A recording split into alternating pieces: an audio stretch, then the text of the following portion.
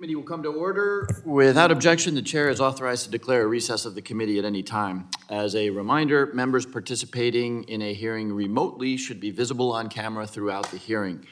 As with in-person hearing, members and witnesses are responsible for controlling their own microphones. Those joining remotely should keep themselves muted unless recognized by the chair and should expeditiously unmute themselves when recognized. Finally, members or witnesses experiencing technical problems should inform committee staff immediately. Good morning, and thank you all for joining this hybrid hearing. This hearing is entitled Building a Modern Economic Foundation, Economic Security and Income Support for 21st Century America. I thank all of our witnesses, and some of you have testified before Congress before, so you know it's more chaos than anything else. We will have members coming in and out. We will have members on video asking questions, but we've been doing this long enough that I think it'll go smoothly. I now recognize myself for 5 minutes of opening statements.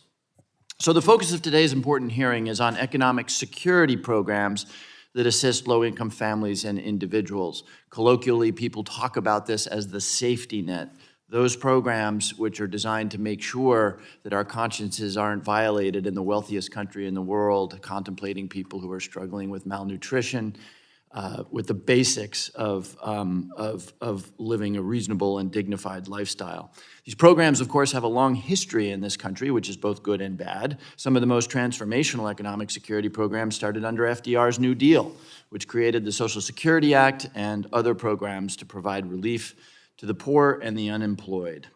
Today, we have a patchwork of economic security programs, including the Earned Income Tax Credit, the Child Tax Credit, TANF, SNAP, unemployment insurance, just to name a few, that provide benefits to people experiencing economic hardship.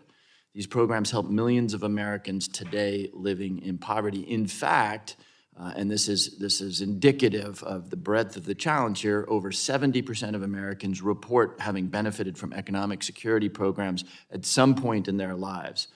The financial insecurity, obviously, as that statistic indicates, affects even more Americans, with nearly 1/3 of adults not able to cover, according to the Federal Reserve, a $400 emergency expense. This is not just an individual or a conscience issue. The statistics show an even larger social cost. Economists estimate that the annual aggregate cost of child poverty in the United States is over $1 trillion, representing 5.5 percentage points of U.S. gross domestic product. This committee's charge is to develop solutions to the widening prosperity gap between wealthy Americans and everyone else. Central to this goal is ensuring that struggling families and children can climb the economic ladder and that opportunities are provided for people that are experiencing economic hardship. As lawmakers, I think we can all agree that we are committed to reducing poverty across this country, which these programs have, in many instances, helped to achieve. Economic security programs lifted 39 million people above the poverty line, including 9 million children. Moreover, there are 83 million people in this country living below the poverty line when all of these programs are not considered, but when you layer in the income associated with these programs, that number is almost half to 44 million people. That, of course, is a dramatic thing, but it does not absolve us from asking the question of whether we could do better. Are these programs in any way counterproductive? Are these programs creating disincentives to what we all hope will be true, which is that everybody in America has an opportunity to prosper and climb the economic ladder? So the question is, what is working and worthy of preservation and support, and what is not working, and why is it not working? I'm particularly interested in what the federal government can do to make these programs and policies more effective, as we said in the title of this hearing, in the 21st century than they ever have been before, for those who need them the most. So again, I thank our witnesses and look forward to a good conversation and recognize the ranking member for 5 minutes of opening statement. Thank you very much, Mr. Chairman. I thank our witnesses for being here. We woke up this morning to pretty difficult economic news, hearing that we are once again in an economic recession with our economy contracting. And at a period of time when the United States has entered recessions, social safety net programs rise in their importance. We often see calls for additional spending. I think this is really pertinent that we dig in and explore what programs are working well so that we can make sure that people that find themselves on tough times are able to trampoline into self-sufficiency, into the middle class in a sustainable way. We explore what programs are not working well, which are trapping individuals in a constant state of poverty so that we can avoid those errors once again. I view today's hearing as not focused in particular on Social Security and Medicare, and I say that because those are incredibly important programs, promises that we made to our seniors and promises that we need to keep. But I'm staying focused today, unless told otherwise by the chair, really on what I view as the economic security programs from the Earned Income Tax Credit, SNAP, and Section 8 housing vouchers. And sometimes these are a real myriad and very confusing programs for families to navigate. Spending tops $1 trillion each year on these programs. And sometimes they can absolutely help families. But at their worst, some of these programs trap families into government dependency. The last 3 years offers a really unique perspective to look at these programs before, during, and after the pandemic. During the pandemic, certain programs were temporarily expanded, and they severed the connection to work. And the key here is they were temporarily expanded, some of which are still ongoing. And for example, the child tax credit was temporarily made fully refundable. Now we're seeing some of the data that shows the long-term impacts of severing the connection to work, in particular in that program. As the country was getting back on its feet in 2021, we saw this House pass a $1.9 trillion spending bill that in part allowed workers to stay on the sidelines. And labor participation during that period of time fell. In June 2019, the labor participation rate was 62.9%. And 2 years later, the labor participation rate was 61.6%, the lowest since the 1970s. To some people, the percentage drop may sound small, but that's roughly 6.5 million people who weren't working, contributing to the U.S. labor shortage that we see.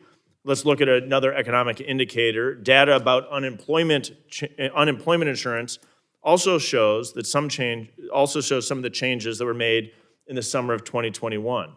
When 21 states opted out of extending unemployment insurance that last year, their unemployment rates averaged 4.7%. States that did extend their unemployment programs averaged 6% unemployment rates. This is while millions of jobs have been available across the United States. The data shows that policy in DC has a real impact on folks getting back to work, which ultimately, to me, should be the focus in our goal. We should start by defining a vision for success. The success of the safety net should not be defined simply by its inputs. It should be defined by its outputs. How many people are we helping escape poverty, enter the middle class, and remain there in a sustainable way? That means focusing on programs that effectively get workers back on their feet instead of measuring programs by dollars spent. So one example of this is the Earned Income Tax Credit. In some ways, it absolutely is helping low and middle income workers when they're raising a family. There's no doubt on that. At the same time, the program lacks accountability. And I think it's an opportunity for this committee to have that conversation, how we can improve accountability in particular in that program. So before we look at simply spending more money, and I suspect there'll be more and more calls for that now that the United States has re-entered recession, we should look at evidence-based solutions to strengthen the programs that already exist. That way, programs that focus less on bureaucratic roadblocks and focus more on helping families. What about other factors that bring families into the middle class? I think it's an important conversation for us. The data shows that there is a path to keeping young people out of poverty and helping them reach the middle class. It's often called the success sequence. So the success sequence encourages finishing high school, getting a full-time job, and having a stable two-parent household. And the data tells us that if workers follow this path, there's a 97% chance they'll not live in poverty. Also, workers an 80% chance of reaching the middle class by following the sequence.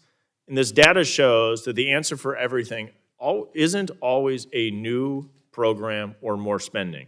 And I think we'll hear today from Ms. Heather Reynolds, there are several options beyond simply spending more money that have demonstrated success. One area we can possibly reach agreement on is improving individual case management. I look forward to exploring that today. Successful programs should help people move out of poverty and sustainably into the middle class. I look forward to today's conversation, Mr. Chairman, and I'll yield back. I thank the ranking member. Before we turn to our witnesses, I ask for unanimous consent to play a video from the everyday Americans that we have been trying to emphasize in these hearings so that we don't get too lost in the inside the beltway here, who share their experiences as part of the committee's mission to show America to itself. Please roll the video.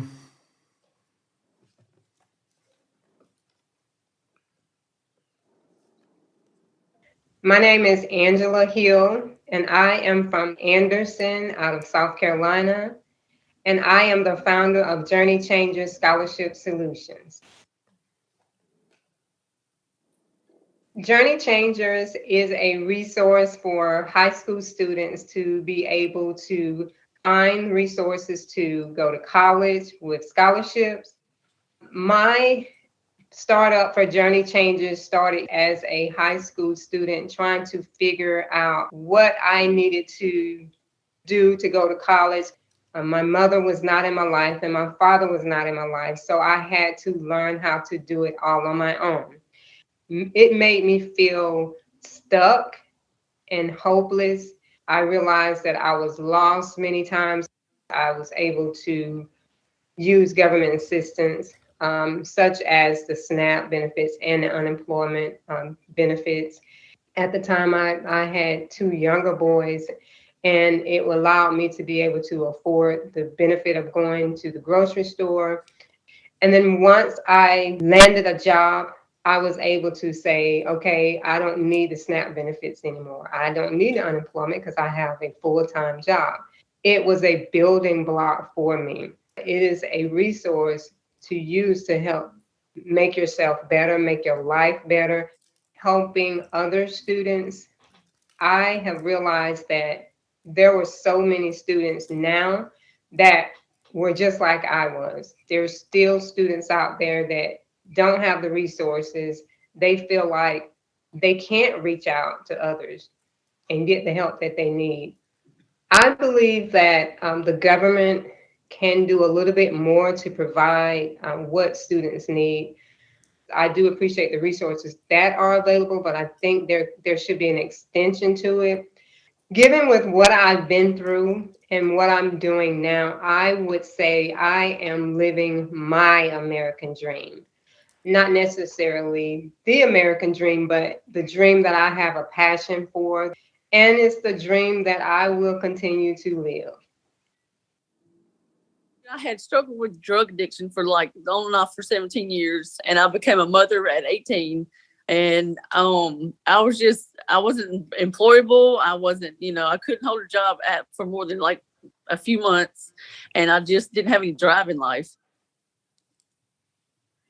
Hope Inspired Ministries really does help. They really do. Very laid back, and everybody's here so caring, and they earn your trust. It doesn't cost anything. They're very involved even afterwards. They want to know how you're doing, and just coming up here and having somebody to talk to sometimes. They're just, it's like another family. They train you for mock interviews or whatever, so because I've never had a real interview before, and after going through that, I actually had to go have an interview at Reynolds Hotel, and exactly what happened in the mock interviews, they had, I was set up perfectly for that because it was exactly how they taught it. Just becoming a productive member of society has actually helped in more just from employment. Like it's, taught me accountability and responsibility. And that's actually helped me because I have 3 children, and that's helped me earn their trust back. Just being able to be employed and have some kind of steady income and just being a better person.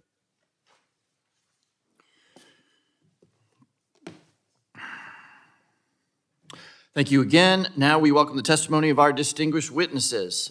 First, we have Ms. Sharon Parrott, President of the Center on Budget and Policy Priorities. Next, we'll hear from Mr. Marc Morial, President and CEO of the National Urban League. Afterwards, we will have Ms. Michelle Evermore, Deputy Director of the Office of Unemployment Insurance Modernization at the U.S. Department of Labor. Next, we will have Mr. Indivar Dutta-Gupta, President and Executive Director of the Center for Law and Social Policy. And finally, we will hear from Ms. Heather Reynolds, Managing Director for the Wilson Sheehan Lab for Economic Opportunities at the University of Notre Dame. Thank you all for being here. Witnesses are reminded that their oral testimony will be limited to 5 minutes. You should be able to see a timer directly in front of you that will indicate how much time you have left. When you have 1 minute remaining, a yellow light will appear. I ask that you be mindful of the timer, and when the red light appears, to quickly wrap up your testimony so we can respect the time of the other witnesses and committee members. Without objection, your written statement will be made part of the record. Ms. Parrott, you are now recognized for 5 minutes. Thank you. Chairman Himes, Ranking Member Stile, and members of the committee, thank you for the opportunity to testify today. I'm Sharon Parrott, president of the Center on Budget and Policy Priorities, a nonpartisan research and policy institute. This morning, I'm going to talk about three things. First, the nation's economic security programs have made tremendous progress over the last 50 years in reducing poverty and advancing equity. Second, significant gaps in our policies remain, keeping poverty and hardship far higher than they should be. And third, Congress should take important steps to reduce economic and racial inequities and improve health and economic outcomes for everyone. So first, our progress. Our economic security programs lift a much larger share of people out of poverty than they did 50 years ago. That's due to the creation and strengthening of programs like SNAP, the Earned Income Tax Credits, and Child Tax Credits, rental assistance, supplemental security income for elderly and disabled people, and Social Security. These programs have greatly lowered the risk of poverty and narrowed gaps between white poverty rates and poverty rates for Black and Latino people. In 1970, economic security policies lifted above the poverty line just 9% of people whose private income was below poverty. By 2017, this figure had risen to 47%. Second, despite this success, our economic and health security programs have significant gaps that leaves millions of families facing hardship, both in the near term, and those gaps shortchange opportunity over the long term. For example, poverty among children is much higher in the United States than in other wealthy nations. But a big reason is our weaker economic supports for families.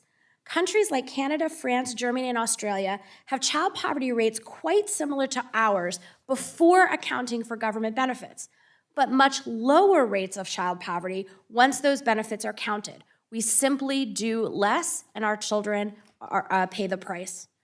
Also, the sheer number of families that struggle to meet basic needs isn't well understood because these data usually only cover a single year in a family's life.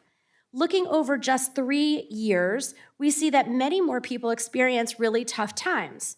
For example, between 2014 and 2016, so a pre-pandemic period, more than 1 in 4 households and roughly 1 in 2 Black and Latino households couldn't afford adequate food, shelter, or utilities in 1 or more of those years. Third and finally, we know what works to help families achieve more security and to give kids a better shot at fulfilling their dreams. Programs that address poverty can reduce near-term hardship, but they also improve long-term outcomes.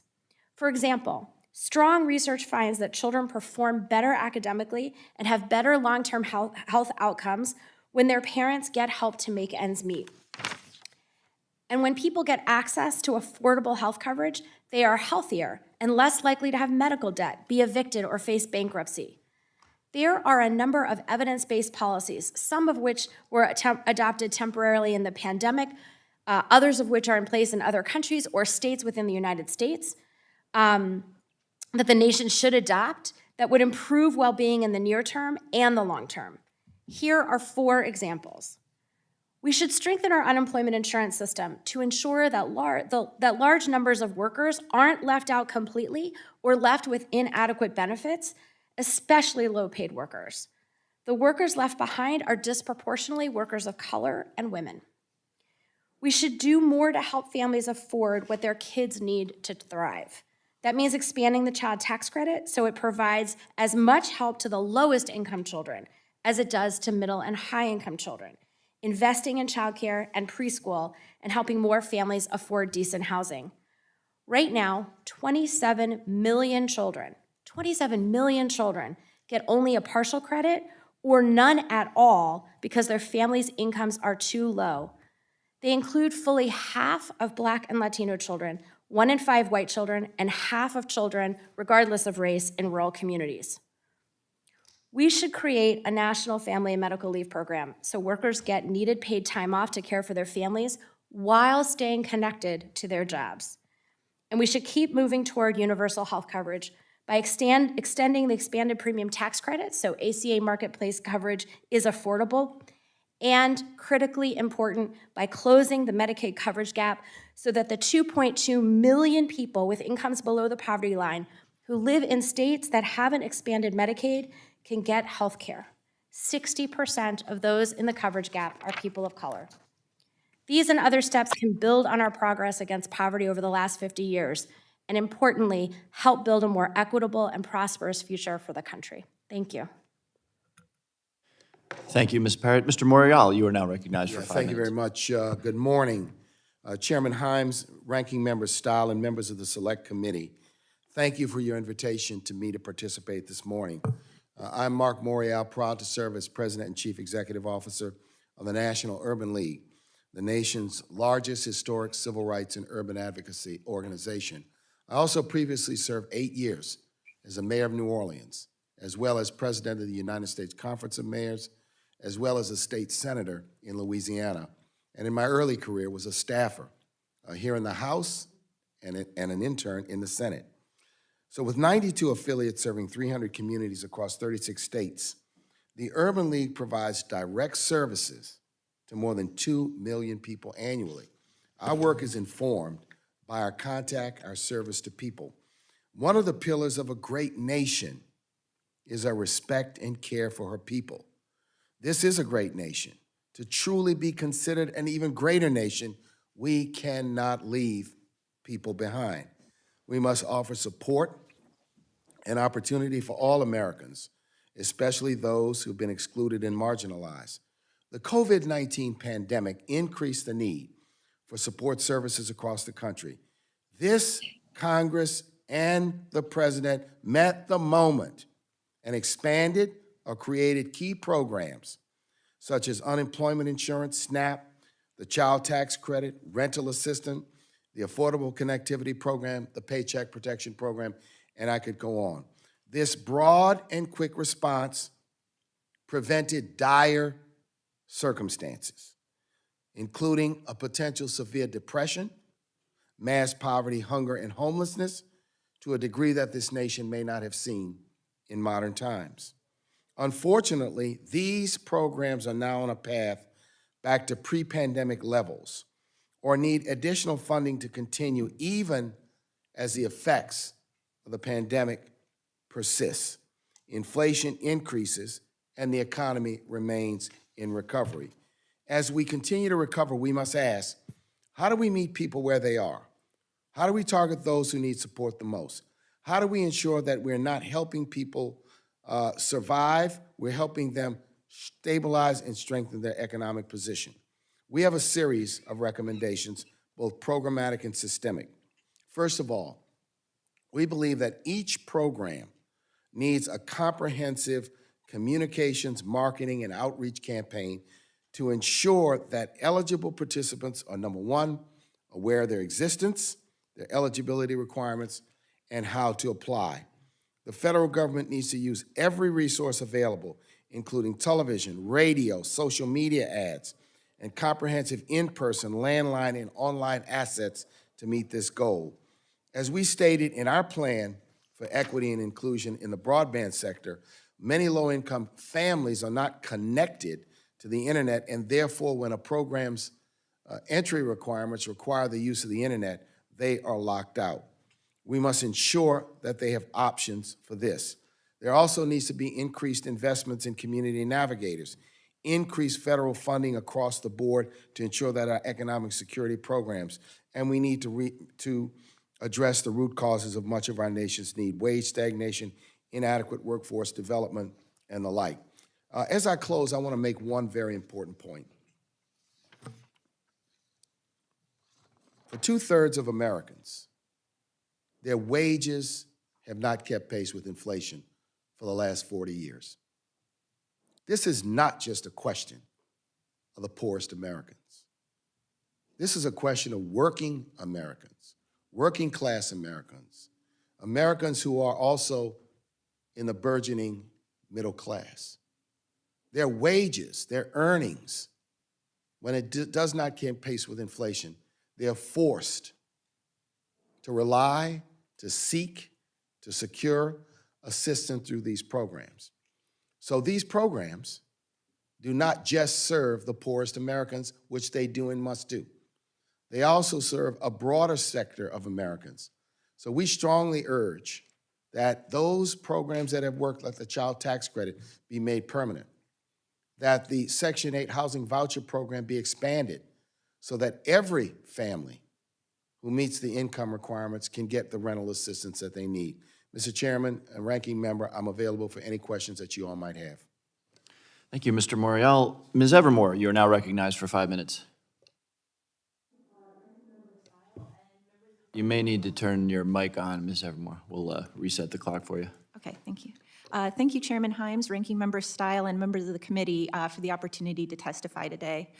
Prior to the pandemic, unemployment insurance experts were concerned that the UI system would not be able to serve claimants effectively during a downturn and serve the countercyclical stabilization function that it's intended to play.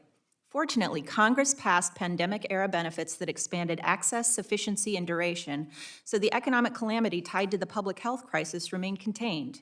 The UI system has served as a critical lifeline to workers, helping 53 million workers stay afloat during the pandemic and putting over $870 billion into the economy and staving off a more prolonged recession. However, because states started the pandemic at a 50-year low in administrative funding and had to stand up new programs quickly, benefits did not always reach the right people on time and sometimes reached the wrong people, including organized criminals. Critically, lack of access disproportionately affects workers of color, people with disabilities, poorly paid individuals, and people on the other side of the digital divide. To put this into perspective, normally when Congress passes modifications to UI, states are given 2 years to stand up new benefits. Also, prior to the pandemic, the highest level of new claims on record was 695,000 in October of 1982. In March 2020, that level reached 6.6 million for 2 weeks in a row, with over 1 million new claims for more than a year. During the pandemic, as states struggled to get the right benefits to the right people at the right time, heroic civil servants sacrificed tremendously. They worked significant overtime hours while under tremendous scrutiny, enduring verbal abuse and threats. Career civil servants at the Department of Labor similarly have competently kept this program running despite limited resources, but those resources are depleted. Particularly in state agencies, turnover has been very high, further decreasing the limited capacity. Unless we invest in staff and systems, they will be less effective in responding to the next crisis. Looking back at 2 key bipartisan commissions on unemployment insurance reform from 1980 and 1996, the reform principles laid out in the FY23 President's budget and the vast majority of reforms promoted today by advocates and members of Congress clearly line up with recommendations that these 2 commissions spent years deliberating and putting forth in a bipartisan manner. Improving federal standards is especially important as numerous studies, including those conducted by the BLS and GAO, found that workers of color experience greater challenges to accessing benefits than white workers. Given the macroeconomic effects of UI receipt, this lack of access holds entire communities of color back every time there's an economic downturn. Having said all of that, there is hope. Congress provided $2 billion to the Department of Labor to improve unemployment insurance systems to ensure the timely payment of benefits, promote equitable access, and detect and prevent fraud. While we've made considerable progress with these funds, a one-time infusion of funding will not provide the lasting changes needed. Passing comprehensive UI reform and providing sustained, sufficient administrative funding are necessary for the system to function in normal economic times and be prepared to counter recessions. The DOL is in the midst of distributing $260 million to states in equity grants, has delivered $433 million in pandemic funds to fight fraud. We've issued more than $18 million for state agencies to work with community-based organizations to help targeted underserved populations to navigate UI systems. Our Tiger Team initiative has deployed teams of experts to 24 states so far to improve timeliness, promote equity, and fight fraud. The DOL has committed $200 million to states to implement these recommendations. The bulk of the funding will develop a range of digital solutions for states. The initial pilots focused on claimant experience have resulted in Arkansas partnering with GSA's login.gov to supplement their in-person ID verification. Hundreds of claimants have saved hours traveling to offices. Another partnership with New Jersey involves a live reference site hosted by the US DOL that will include open source code to assist states in improving claimant experience.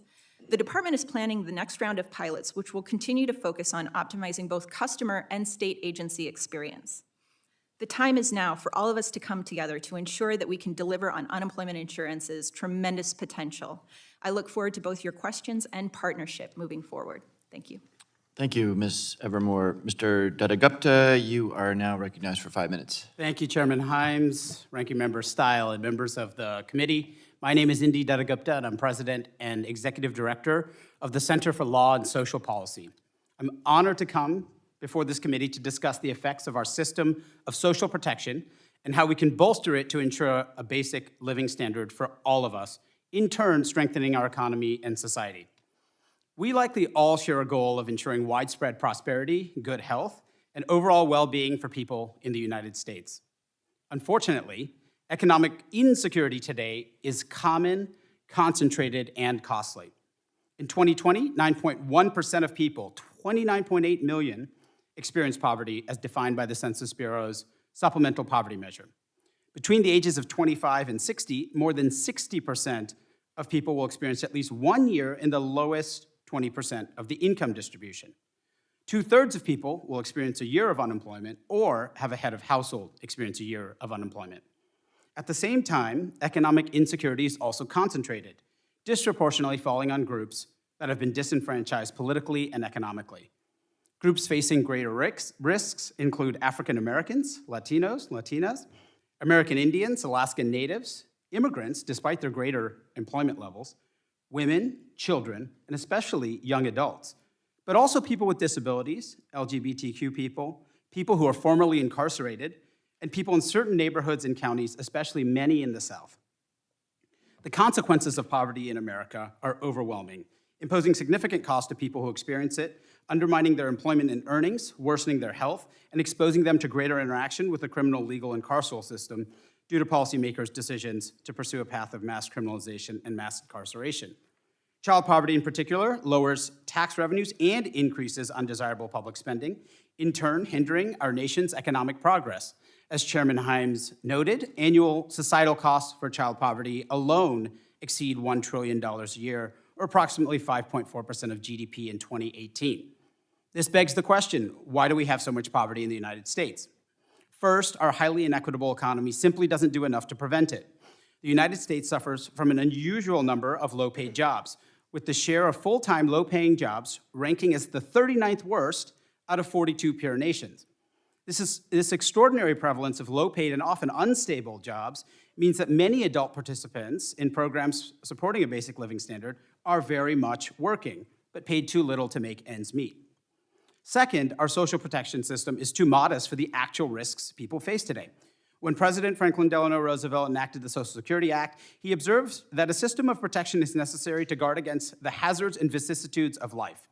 These risks, illness, disability, death, underemployment, and more, remain today and even affect those adults who grow up relatively advantaged. Fortunately, our country's social protection system does promote well-being, reduce poverty and material hardship, and ensure the foundation for tens of millions of people to thrive, both for able-to-work adults, including many parents, and for their children. A vast array of rigorous empirical studies has demonstrated that these programs help families with low income stabilize their lives, advance in the labor market, and ensure that their children thrive.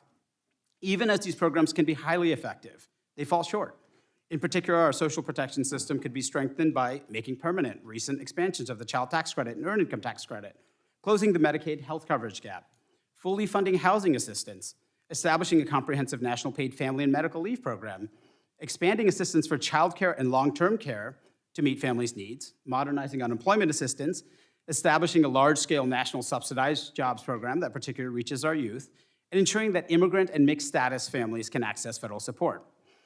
Even as policymakers work toward these goals, they can take 3 steps to make existing programs more effective. Number 1, reforming requirements that undermine education and savings, like our cash and food assistance programs, strict rules making it challenging to pursue higher education, and supplemental security incomes, counterproductive asset limits. Number 2, shrinking administrative burdens for participants and sharing data appropriately to keep people from needlessly losing access to foundational supports. And number 3, setting federal access eligibility and benefit standards while holding states and local authorities accountable as they administer and shape many social protection programs. Upon signing the Social Security Act in 1935, FDR noted the need for all of us to have a basic foundation upon which we can seek out opportunity and prosper, saying, if, as our Constitution tells us, our federal government was established, among other things, to promote the general welfare, it is our plain duty to provide for that security upon which welfare depends. The simple lesson from history and research for policymakers is this: economic security is the foundation for economic opportunity. Thank you. Thank you, Mr. Dutta-Gupta. Ms. Reynolds, you're now recognized for 5 minutes. Thank you, Mr. Chairman, Ranking Member Stahl, and members of the committee. As the Managing Director of the Wilson Sheehan Lab for Economic Opportunities, or LEO, at the University of Notre Dame, I have the rather peculiar credentials of serving at an academic research shop as a social worker. I spend my days surrounded by economists who care deeply about using rigorous evidence to solve poverty. Why do I serve here? Prior to joining LEO, I spent almost 2 decades as the CEO of Catholic Charities Fort Worth.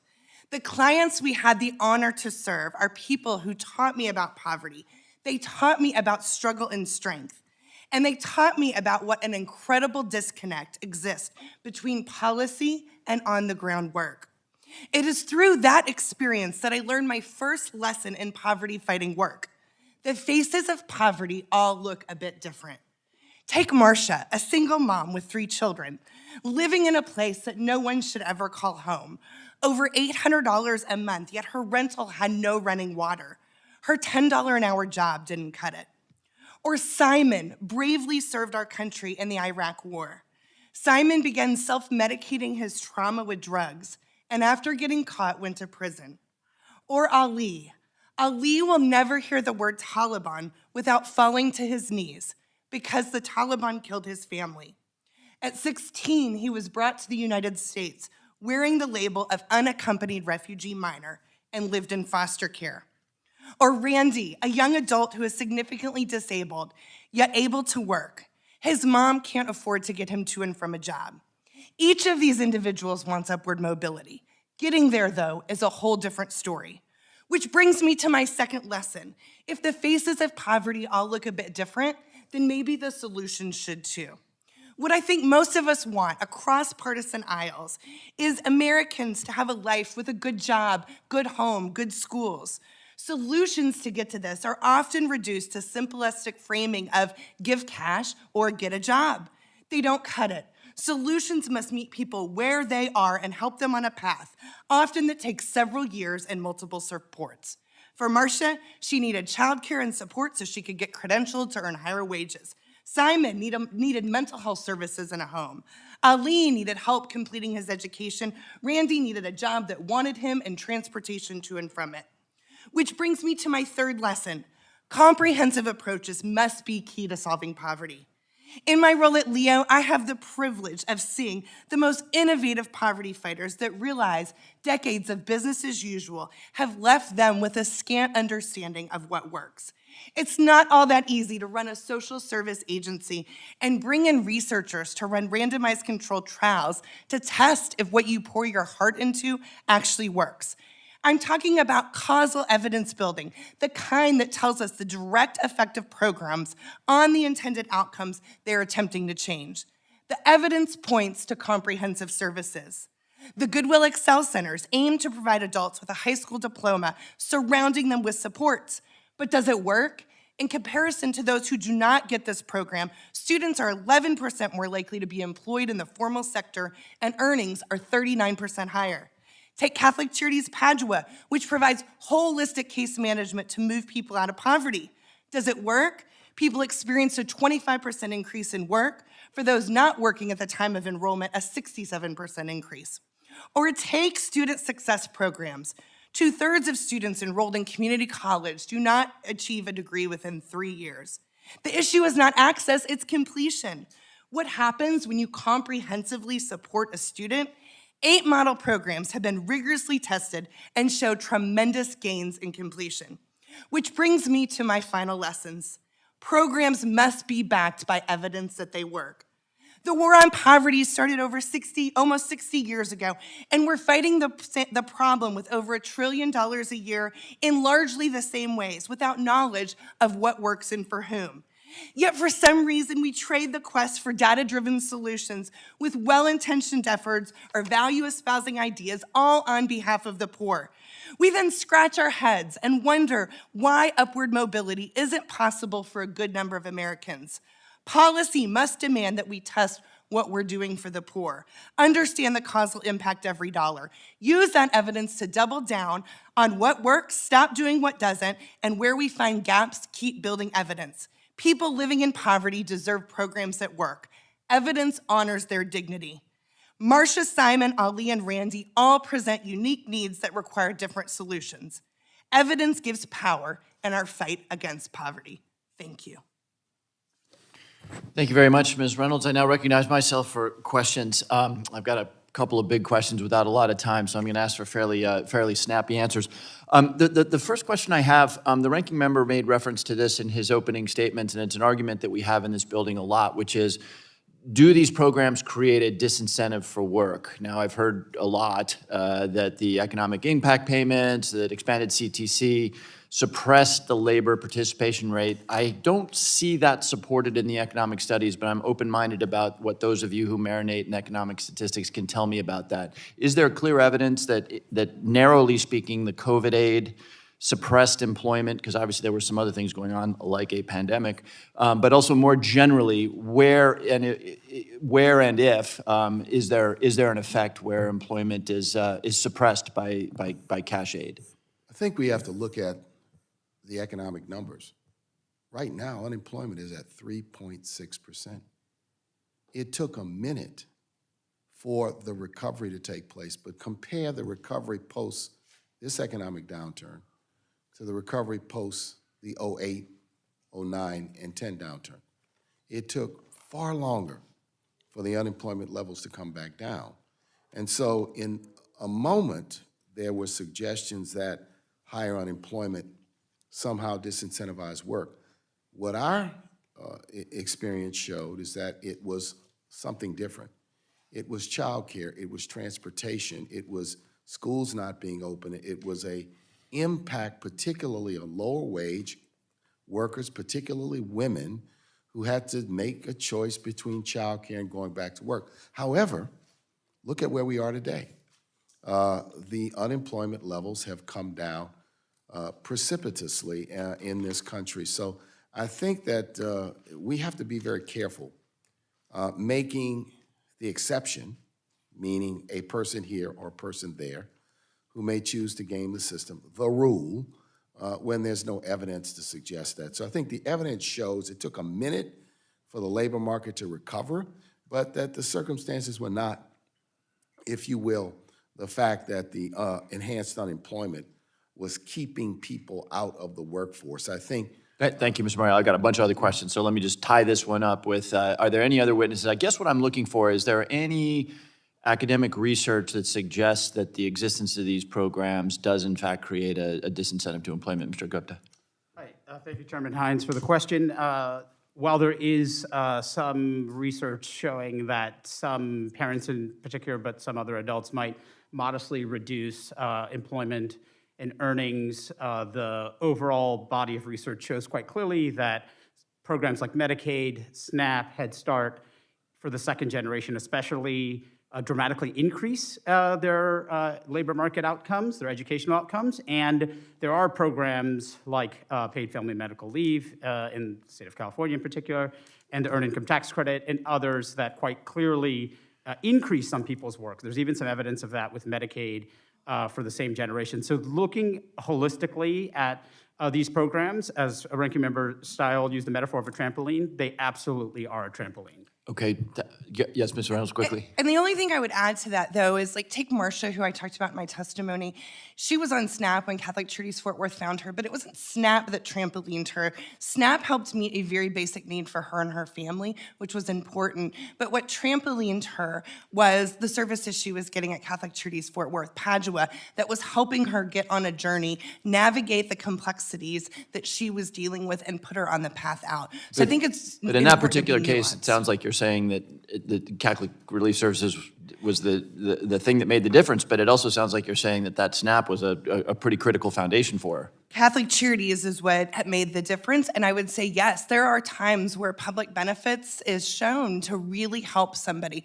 The problem is that a public benefit is not designed to trampoline someone Right, out. right. What it's designed to do is help them feed their children today. Right. And I think what's so important is we have to help people feed their children today and trampoline them out. Thank you. I'll probably come back to that if I have time, but I've got a couple other areas I want to explore. So I'm going to start with Ms. Evermore on that, but then let me open it up. We'll have lots of arguments over here about the size and the nature of the programs. One of the things that has always made me crazy is the utter fragmentation of these programs. So, an individual who may be struggling for a whole variety of reasons now needs to go to one part of Bridgeport to sign up for SNAP, another volunteer organization to get the earned income tax credit, and they may not even know about the availability of Medicaid. To me, that just seems like something we need to solve so that there is a point of contact in a culturally or socioeconomically appropriate way that people can go in a very simple way, sign up for those benefits that they are entitled to. So let me start with you, Ms. Evermore, since you've got the sort of federal perspective. Who is taking the lead? First of all, is that concept as important as it feels like to me? And secondly, who is taking the lead to try to migrate in that direction? I really think we all need to work together on that so that there's no wrong door, so that when somebody comes for assistance through one program, they can easily find their way through to other programs. And one of the things that we're kind of hoping to do with the digital services work that we're working on is ensuring that once somebody applies for unemployment insurance, that information can then be made available, and they are notified of their potential eligibility for SNAP, for registering with the exchange, for other programs. Does that exist today? It doesn't. Okay, when's it going to exist? It will take a long time. A long time. Why is it going to take a long time? Why, if I can order a book and a car and dinner on this thing and have it all arrived in 20 minutes, why is that going to take a long time? Well, when it comes to unemployment insurance in particular, we have 53 separate systems, all operating in different ways, all interacting with different systems in those states in different ways. I think fundamentally, if we were able to establish a floor for unemployment insurance benefits nationally, that would take us a long way toward being able to standardize benefits across states. But right now, there's just so much difference across states. No, and I understand that, right? But it sort of feels to me, and back in the day, Oklahoma was actually making some real progress in sort of one point of access. So should the federal government be urging, incentivizing, maybe even twisting some arms to get states to provide one point of entry? Absolutely. Okay, I'm almost out of time, but I was this gonna is, say, the yeah. best point of entry for people are community-based organizations. This is something we do. You come to us, and we will assign a case manager to you, and we'll assist you in applying for unemployment, enrolling in SNAP, finding out about TANF. But the resources to do that, the ability to, if you will, serve the volume of people doesn't exist today. So either you've got to build it inside of government, or government should outsource it to community-based groups to be able to do. I suggest that a combination should be done. Sometimes community-based groups are seen as being on people's side much more than going down to a government office building to try to secure services. But you identify a very significant problem.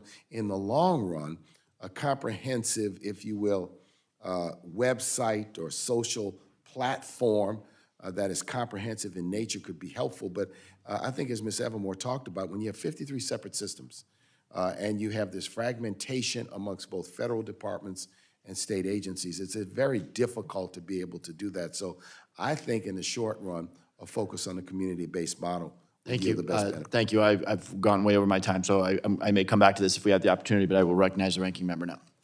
Thank you very much. Thank you very much, Mr. Chairman. Mr. Dutta-Gupta, apologize. 2 years ago, you noted in a tweet that we, quote, literally need to spend our way through and out of the recession. Deficits may never have been more desirable. Austerity may have never been more cruel and counterproductive. We're officially back in a recession with the data as of this morning. Do you think it's important to spend our way out of the recession, and if deficits still remain never more desirable in your opinion? Thank you, Ranking Member Stile. The United States had what appears to have been the fastest, robust economic recovery. We're tight on time. Do you think at this period of time, knowing we're in a recession, that we should continue to spend our way and deficits are not a concern? I think we can pay for what we need. Okay, very good. Roughly, here's my concern. I don't want to go too far in the weeds, but I'm really just concerned about the spending that we continue to see here in Washington. And Mr. Morial brought up I think a really important point when he noted the impact that inflation's having across the board, where wages aren't keeping up with inflation and people continue to fall further behind. And it's noted that those who are falling the furthest behind are often the least amongst us. And so I'm concerned about how we have not addressed the spending and the recessions, and so I flagged that. Let me jump over to you if I can, Ms. Reynolds. We threw together what I think is a real simple, easy to follow map. Maybe others will disagree. I say that obviously in jest for the record. This is a best take at the myriad of programs that we have. I'm thinking about some of the people that you referenced in your story that you have personally interacted with. I could walk through people that I've interacted with who are navigating through some of these programs, Kenosha, Janesville, across southeast Wisconsin. Seems darn complicated. We look at the opportunity to spend more money. We don't really talk about simplifying the programs so that they truly help individuals in need, with the ultimate goal not of being the inputs. The goal is the output, bringing people out of poverty. Walk me through how this map can confuse the heck out of somebody, or tell me otherwise that this is pretty darn good and it's simple and it works really well. You know, I'm really glad you didn't ask me to walk you through that map, because that map always stresses me out when I see it. I only have 5 minutes. Yes, when I think about my time at Catholic Charities Fort Worth, that map is what we saw our clients experience every day. It is very difficult to be poor and try to navigate that system. I'd say a couple of things in response to your question. I think a lot of that does need to be changed in a way that makes it a lot easier for navigation. I love case management. I am a big fan of case management. I'm a big fan because I saw it work as a practitioner, and I see it work in the evidence that we produce at Leo. The problem is, though, you have master's level social workers being case managers, and oftentimes they're spending their time navigating that. So we're paying for that system, and we're paying for people to navigate that system, where you want those MSWs focus on helping clients with the trauma that they have undergone, helping them set goals, helping them move forward, helping them on a path to self-sufficiency and to upward mobility.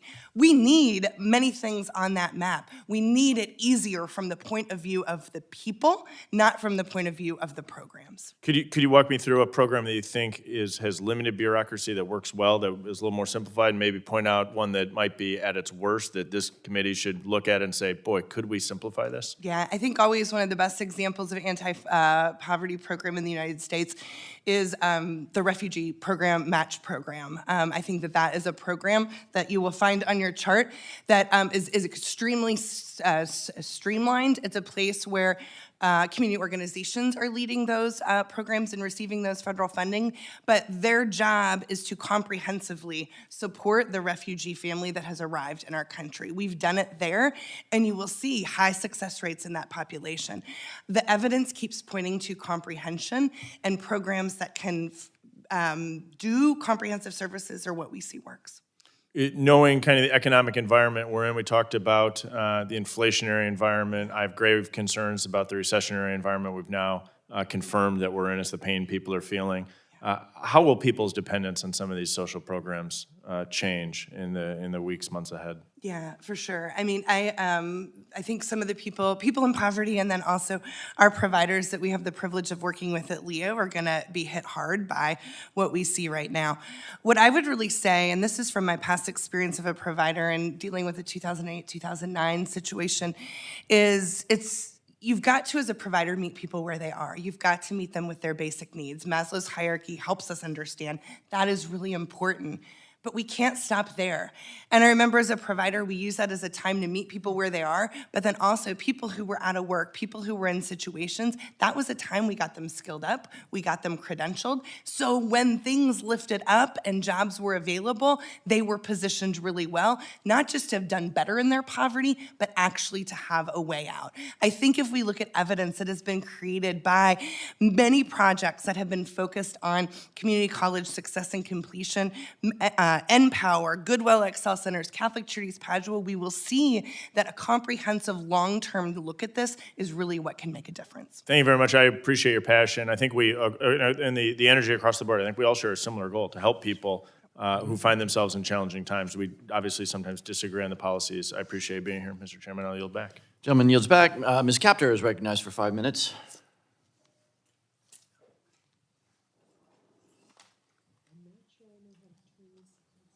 There it is. Great. All right. Thank you, Mr. Chairman, very much, and thank you to our very gracious witnesses for your testimony today. My first question involves intergenerational poverty. And if any of you have particular knowledge about that, and Ms. Reynolds, you used the term trampoline. I like that. In terms of intergenerational poverty, what do you see as the primary trampoline from your experience, from your vast experience, to help people in the newest generation succeed? Nothing is worse than running a social service organization and seeing repeat customers, because it means you failed, or seeing multiple generation of clients come through your doors. There were times, I'll admit, we saw that when serving at Catholic Charities Fort Worth. I'd say the biggest trampoline for exit of generational poverty is really about finding out a family's hopes and dreams for their future, getting them on a pathway to prosperity, and supporting them in all the many ways they need to be supported to get to that place of upward mobility. Because we know oftentimes children who grow up in poor families end up becoming poor themselves. I'll just add that there's some really good news here, actually. I know that sometimes it feels like there's a dearth of good news. There's actually some really good news that over the last decade, there has been a tremendous amount of research done that has shown that when we invest in families, when we help families lower their poverty, improve their economic security, that is not just about lowering hardship, which is a great, important thing to do, but it has long-term positive effects on kids that make it more likely that they attain more education, that they have better health, and that they are set up to succeed in an important way going forward. So while it is really important, as you've heard, to have comprehensive supports and case management to help people navigate, we have broad-based research that's looking population-wide at large-scale programs that provide income assistance, and what they show consistently across the board is that it makes a real difference for children's trajectories, and that investing in families with kids and investing in kids today, income support to stabilize the family, to reduce those moves that are so disruptive for kids' schooling, and to have high quality childcare and early education, all of those things have positive evidence about what they do for kids' futures. I'm very taken by your comments, all of you, but particularly that there's some sign of progress. I know in the communities that I represent, one of the most harmful aspects of community life for those whose incomes are not high is the lack of housing and the fact that the children are in 3 schools in a single year. And by grade 3, it's completely predictable. They can't make it. Because a tomato plant couldn't be surviving if it were uprooted that many times. Mr.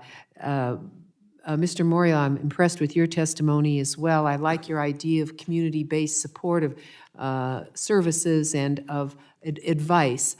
On the financial side, we find financial deserts, however, all over this country, and one of the most effective mechanisms I have found in my own work is the community-based Community Development Credit Union, which exists in many financial deserts, not enough in my opinion, and provides advice to people rather than depending on predatory lenders and financial exploitation, which is rife in the state that I represent. It may not be true around the country, but how can community-based credit unions factor into helping families have a really reliable source of financial information to help them secure a present and a future that is more stable? Thank you for the question. And I think community-based credit unions are part of a community-level infrastructure, not broad enough, not wide enough, not comprehensive enough, that helps people understand the complexity of the financial system. Some may call it financial literacy. We do this work through what is called housing counseling, which is a financial literacy initiative funded by a combination of public and private dollars. One of its end goals is to prepare people to become homeowners, to get them ready, to get them educated, to provide them with information about the mortgage market. Community-based credit unions and others that work with people and provide people with the education they need, with the exposure they need to understand the financial system, makes them far better off and allows them to make better informed decisions about their own financial outcomes. Sometimes it's as simple as what phone plan to purchase, the difference between various forms of mortgages, how to make a decision as to whether or not you can afford a mortgage. For many instances, these are people who are rising from poverty. They're in the stable working class, and they're trying to move to the more secure working class. So those initiatives, I think one thing I'll say in our experience is that one of the challenges we face is that the scale of these initiatives is not broad enough. Their impact is significant, but their impact does not reach the large number of people who are in need. One instance may be people may not know about it, but I think a broader observation I make is that they simply just don't have the reach. Is it not enough funding? Is it not enough commitment? Whatever it is, they don't reach far enough. And the only thing I'll say is these are the kinds of things, to go to your intergenerational poverty question, that help people take the next step to economic independence, to become a homeowner, to understand how to navigate, to have a bank account. Yes. Those are important steps. Mr. Morial, the gentlelady's time is well expired. I want to show my colleagues and the other witnesses equanimity here. So we may have a chance for a second round, but let's try to stick more or less to time. And with that, I'll recognize Mr. Donalds. Thank you, Mr. Chairman. Real quick, this is one of the reasons why I do not like the way the House conducts committees, because the 5-minute back and forth doesn't allow for true dialogue. I've stated that in the past, I'll say it again. If members are allowed to chime in and out with witnesses, you actually accomplish a lot more in a lot shorter amount of time. I love efficiency. We don't do that here, but that's just me. A couple points. Number one, the single point of contact with respect to being able to get the different assistance that you need is critical. Let's just be honest, the failure is bureaucratic failure and legislative and regulatory design. That is why we don't have single point access, because every office loves their office, and every office specializes in their office, and the other offices don't want to be able to give up their cheese to somebody else. Those are the facts. So if we were going to move to a single point system with respect to benefits in the United States, we would have to have a complete redesign of the federal infrastructure here in Washington. I'm game for that. Like, I'm all for it. So if my colleagues on the other side or my colleagues on my side of the aisle want to get in that business, let's go. Because probably what we would find is the rampant amount of waste, the rampant amount of, in some respects, fraud, the rampant amount of just lost time where information is not getting to the people who truly need it at the time that they need it.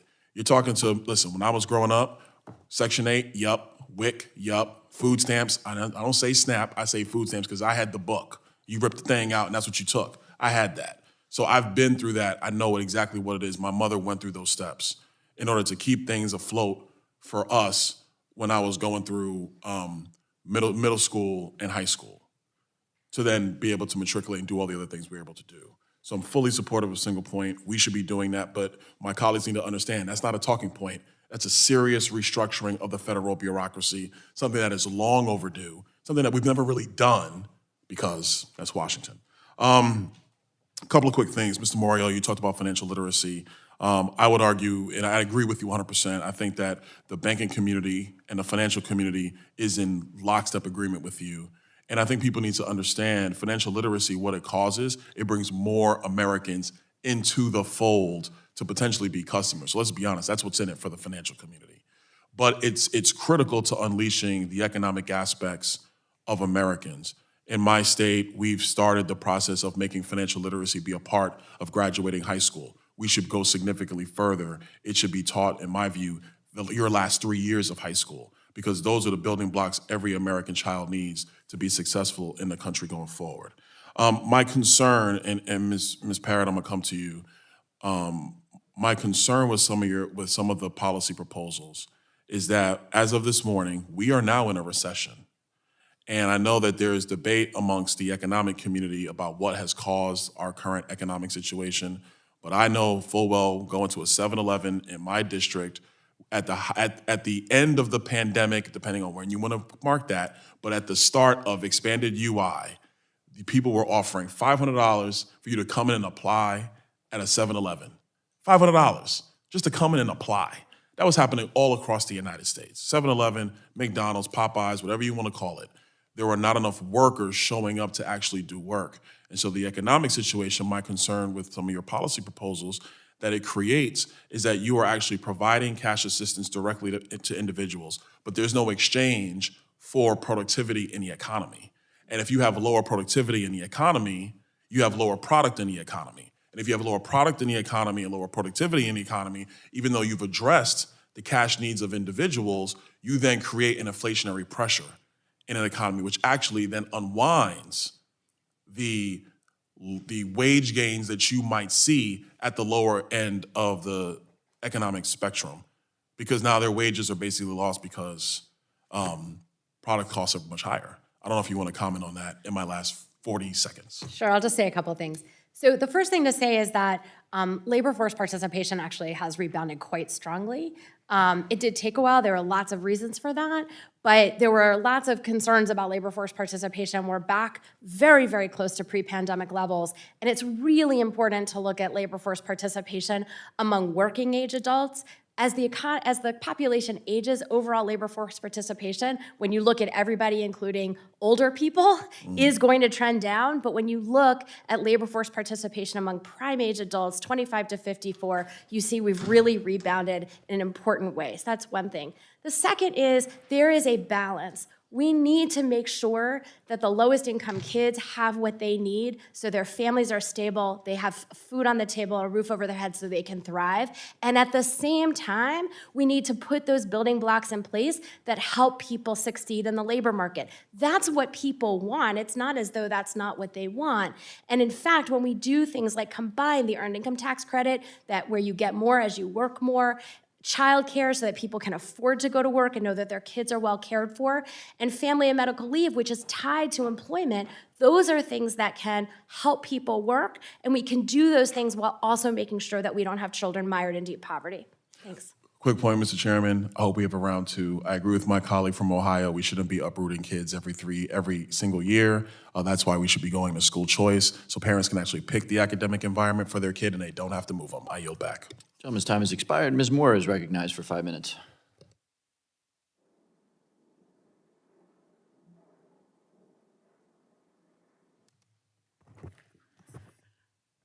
Thank you so much, Mr. Chairman. And I just want to thank the witnesses for appearing here today. I agree with Mr. Donnell that there's so much to say and ask and so little time. I just want to sort of respond to some of the things that I've heard today from our witnesses and from my distinguished colleagues. With regard to there not being a one-stop shopping for the benefits that people receive, that was done deliberately. When we ended the aid to families with dependent children's program, and maybe Ms. Parrott, you could tell me if I'm right or not, we deliberately disaggregated those opportunities where you couldn't just fill out a unified application and get all those benefits. Is that, am I remembering that correctly? Well, I think it's certainly the case that when the Aid to Families with Dependent Children program served a larger swath of poor families with children, it often served as an entryway into multiple benefits, and people got connected that way.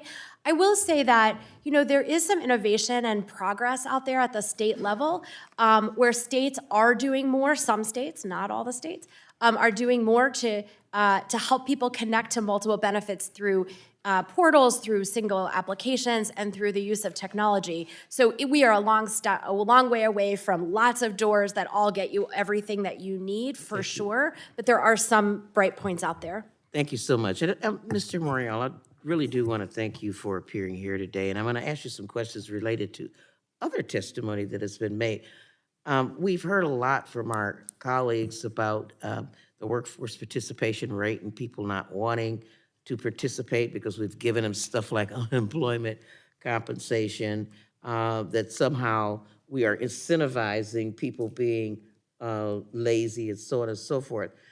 I do want to, and I read your miserable report every year about Black America and, and how disadvantaged we are. I just want to ask you about the fact that we have not increased the minimum wage for 13 years. It's stuck at $7.25 an hour.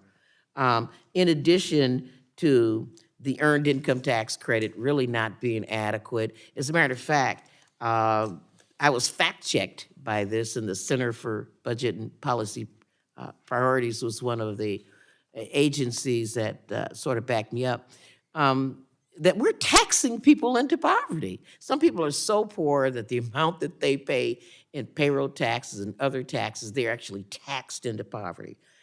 And also, we don't allow, as you pointed out, Mr. Dutta-Gupta, we don't allow education and training in order to, as you would say, Ms. Reynolds, trampoline people out of poverty. People are stuck in poverty, and it's not because we provide them with benefits, as some of our colleagues assert, it's because we have these high marginal tax rates and program requirements that don't allow people to get out of poverty. We're forcing people into jobs that are temporary jobs and really not creating a ladder to success. So that being said, Mr. Morial, I just would like to know if you agree with some of our colleagues that the earned income tax credit, the child tax credit, some of these programs are locking people into poverty, and it's people's lack of character in some way. They're not married, other things that are causing poverty.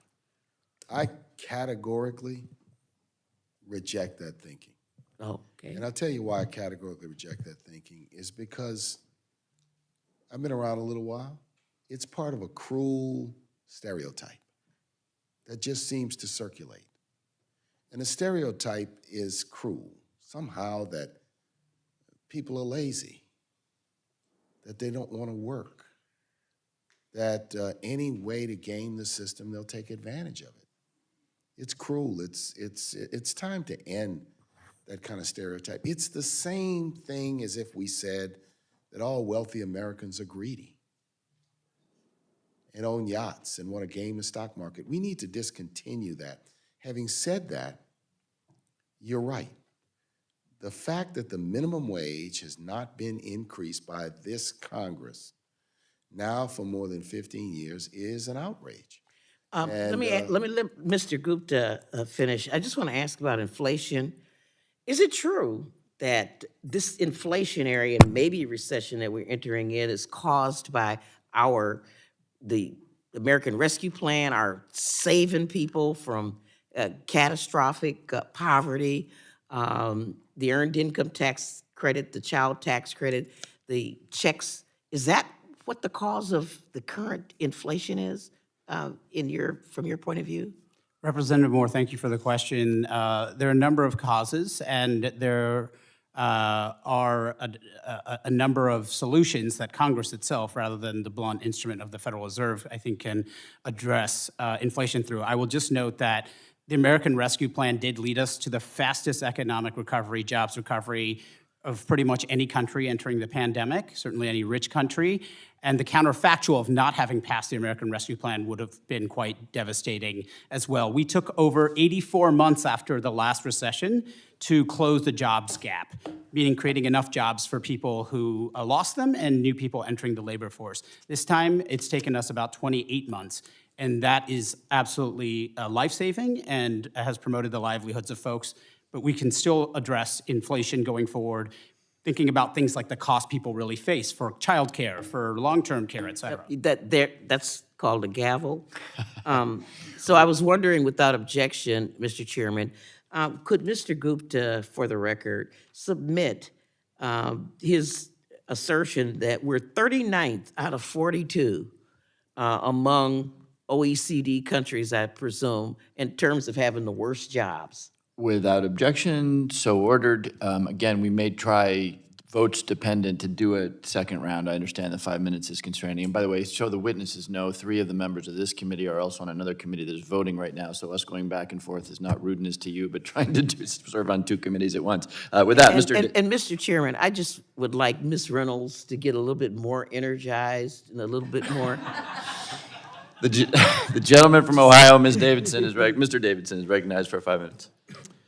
Thank you, Chairman. Thanks to our witnesses, and thanks for the work that your efforts are, intended to do, is help so many people who do struggle with poverty in our country. And it is a huge priority for our citizens, for our government. Frankly, we spend about $1 trillion a year across roughly 90 programs to provide a social safety net for means tested. So we spend about another just under $3 trillion for our retirees between Medicare and Social Security. It accounts for the overwhelming percentage of federal spending, frankly, is to alleviate the challenges of the cost of living. Of course, retirees save their whole lives for this. Every time they get a paycheck, they're paying for, in the case of Social Security, a benefit that generally could be outperformed with virtually any other form of saving. But when you combine it with Medicare, Medicare is chronically underfunded. It pays out far more than it collects, and both funds have been rated. They're not kept sound. And I just say that it's time for Congress to make those funds sound, actuarially sound, and that will involve some reform, but none of those reforms should involve any diminishment of benefit for current retirees. We have to look at what we can do for the future, but frankly, it's the same as a pension fund in the private sector. If you've promised it, then you have to fund it. If not, you're guilty of fraud. So I'd hate to think that Congress is defrauding our retirees by underfunding the pension obligations they're being promised. So that aside, mostly we're talking about the $1 trillion, the social safety net, the 90 programs. And I was just encouraged by my colleague, Ms. Moore, pointing out that the caseworkers for the federal offices, the federally funded offices, are state-operated, in most cases at the county level, offices that provide the government's delivery system for most of these safety net benefits aren't actually caseworkers. They administer programs. I found this out when I was in business, and I got involved in the Workforce Policy Board. WIOA dollars now instead of rebranded, but same challenges. And one of the social workers said, I got into this because I really want to help people, but what I find is I can just administer programs. And sometimes they don't really work very well. And, you think of kind of props to the fact that this is inadequately structured, perhaps intentionally inadequately structured. And even if it wasn't, why do we keep letting it happen? Year in, year out, we do it. And thankfully, there are groups like Catholic Social Services that come in and, frankly, help translate that giant blob of stuff over there in some communities, and the Urban League and others, and Salvation Army, so many other good nonprofits. The $1 trillion that we dispense as a country is even greater, because private charity overwhelmingly funds these causes, and it just highlights, why do we keep tolerating the brokenness? Why? And so, when I came to Congress, one of the bills that I wanted to move is what I've called the Person-Centered Assistance Reform Act. People care when you put it in the plural. So what the goal is that we get 4 Republicans and 4 Democrats. They get 1.5 years to work together, and they can't do what either side considers as evil, which is cut spending, or launch new spending, new programs. But you could just make it work better. Now, that takes puts the guardrails in, but you could do things like, I would like to think that at a minimum, you could eliminate benefit cliffs. And I'm just going down the line real quick. Are benefit cliffs a feature or a flaw of the current system? I can't answer that in one Senate word. So benefit cliffs are pretty complicated. They relate to how quickly Are they good or benefits- bad? All things being equal, you would love for benefits to phase out more slowly than not, but. All right, cliffs are but- bad. All right, I'm not No, gonna that's, waste time. excuse me, that is It's not what I said. I don't want that reclaiming my reflected. time. I got a little bit of time. I got 20 seconds. Benefit cliffs are bad. Let's end them. That's why you get a year and a half, you'd spend an hour and a half talking about this every day on the most basic thing. Benefit cliffs are bad. I hope we end them. I hope we can find a way to work together and spend time doing stuff that's productive. Just yes or no. Benefit cliffs are bad. The most important thing we could do I is yield. ensure universal health coverage. The gentleman's time has expired. Mr. Harrington is recognized for 5 minutes. Thank you, Mr. Chairman, and thank you, witnesses, for your feedback. I think all Americans, whether you're from West Texas or the Northeast and anywhere throughout the continental United States, people want to help people if they are working hard and they still can't make ends meet, or if they are just physically unable to help themselves. I haven't met anyone, Republican or Democrat, and I'm in a very conservative part of the country, but my fellow West Texans love their fellow Americans. They love their neighbors, and they believe that they have a moral responsibility to help those neighbors in need. But the question always comes down to not what is the goal, but how that goal is achieved, by what means and what policies. And that's where we have such vast disagreements because of the adverse and unintended consequences of policies. And it doesn't really matter in the final analysis what someone's intentions are if it leaves us in a worse condition than before we implemented those policies. Tell me, Ms. Reynolds, quantify for me the importance of work for all Americans who are able to work. Right. Self-worth, economic implications of it, quality of life. Why do we need, and I bring this up because my colleagues on the other side of the aisle are talking about a refundable tax credit whereby people would get cash assistance. That's what a refundable tax credit is, especially if you have no tax liability. Most of these folks have they aren't paying taxes. They get cash. And the provision that was in the Build Back Better on the House side, it was upwards of $3,000 per child. And they pulled the requirement of working when you're an able-bodied adult.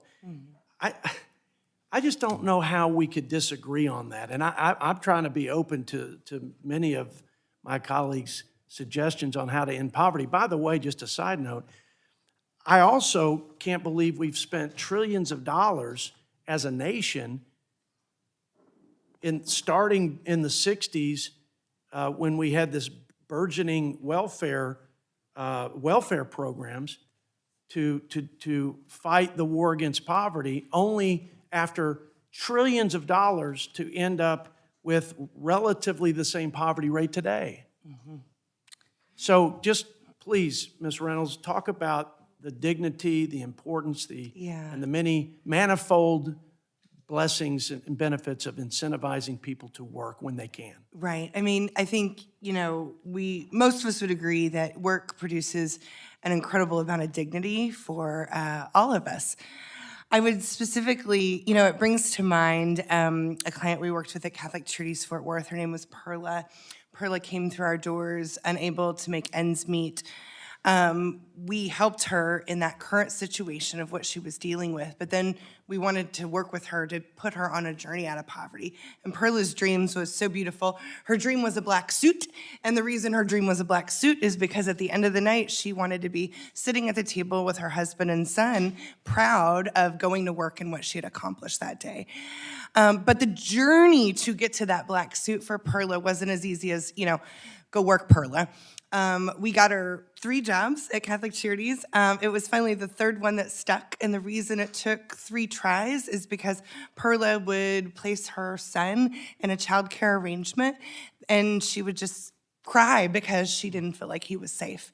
And so I think it's important to remember, and I think our evidence with programs we're building evidence show at Leo, yes, work has dignity. Yes, work is a critical move to earnings and income and a move out of self-sufficiency, but it's also so important that we comprehensively support somebody so Yes. we can get them And out. I would rather not a nameless, faceless bureaucrat from some distant program in Washington, but someone at a charity like the Catholic Charities to actually engage and to understand some of the underlying challenges that our fellow Americans have that are the root causes sometimes of their being trapped in poverty. That's why I don't think we're looking at the right end of the continuum of care. I think the more local, the more connected, the more you can minister to the deeper needs while you're providing the practical needs. Anyway, I've gone over my time. Thank you all for your input and insights, and thanks for your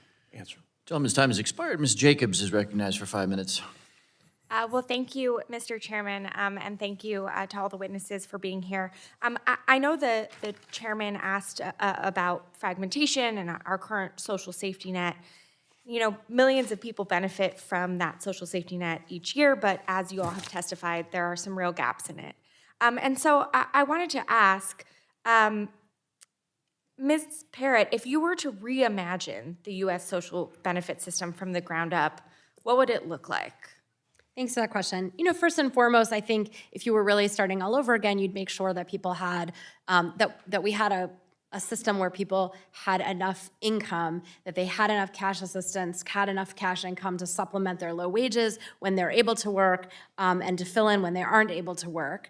And that income support piece of our current safety net is often inadequate.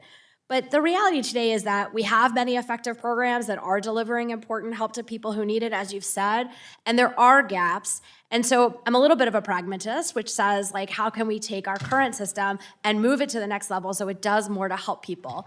And I think that there are a number of things that we can do. One relates to how we help people access it in a simpler way, and the other relates to the gaps that are holding people back. So when we underfund childcare, then a couple of things happen, right? Not enough people get help, and the benefit cliffs that people get so upset about, and that the gentleman wanted me to have a one-word answer to, which just isn't possible in a complicated issue.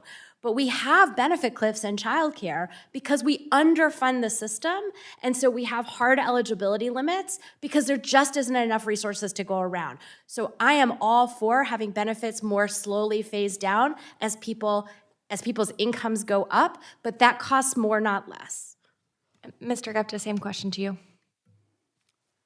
Thank you, Representative Jacobs. I think one of the lessons learned from the last half century or so is that when we give too much authority and flexibility and responsibility to states, we have widespread racial disparities that we have to really take stock of and ask ourselves if that's the right approach. Some of the most effective programs in our system of social protection are federally run or federally led and with strong federal guardrails. And I do want to note the $1 trillion figure we keep hearing about is dominated by Medicaid. And Medicaid, by the way, is far more efficient than private health coverage. So if the alternative was private health coverage, Medicaid is probably doing a better job, not just in containing costs, but otherwise.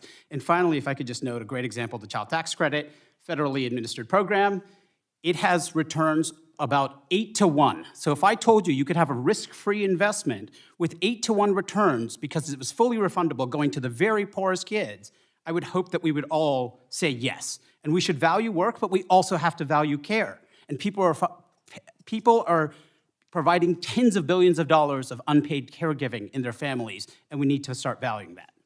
Totally agree, and I'll just note that there are also many studies that say the expanded child tax credit actually did not reduce employment either. I want to talk about something that I know we've talked a lot about, which is how we make sure that people are benefiting from the programs that already exist that they are eligible for. And I actually think that there is bipartisan support for figuring out how we do this. Mr. Gupta, in your testimony, you noted that the administrative burden of navigating the benefit system not only costs individuals in terms of time and the time tax, but it also leads to the misuse or ineffective use of public resources. And I know we all want to use our public resources more effectively. So can you expand on how administrative burden both creates costs for individuals and government administrative costs, and how we in Congress can work to modernize or streamline benefits to address those inefficiencies?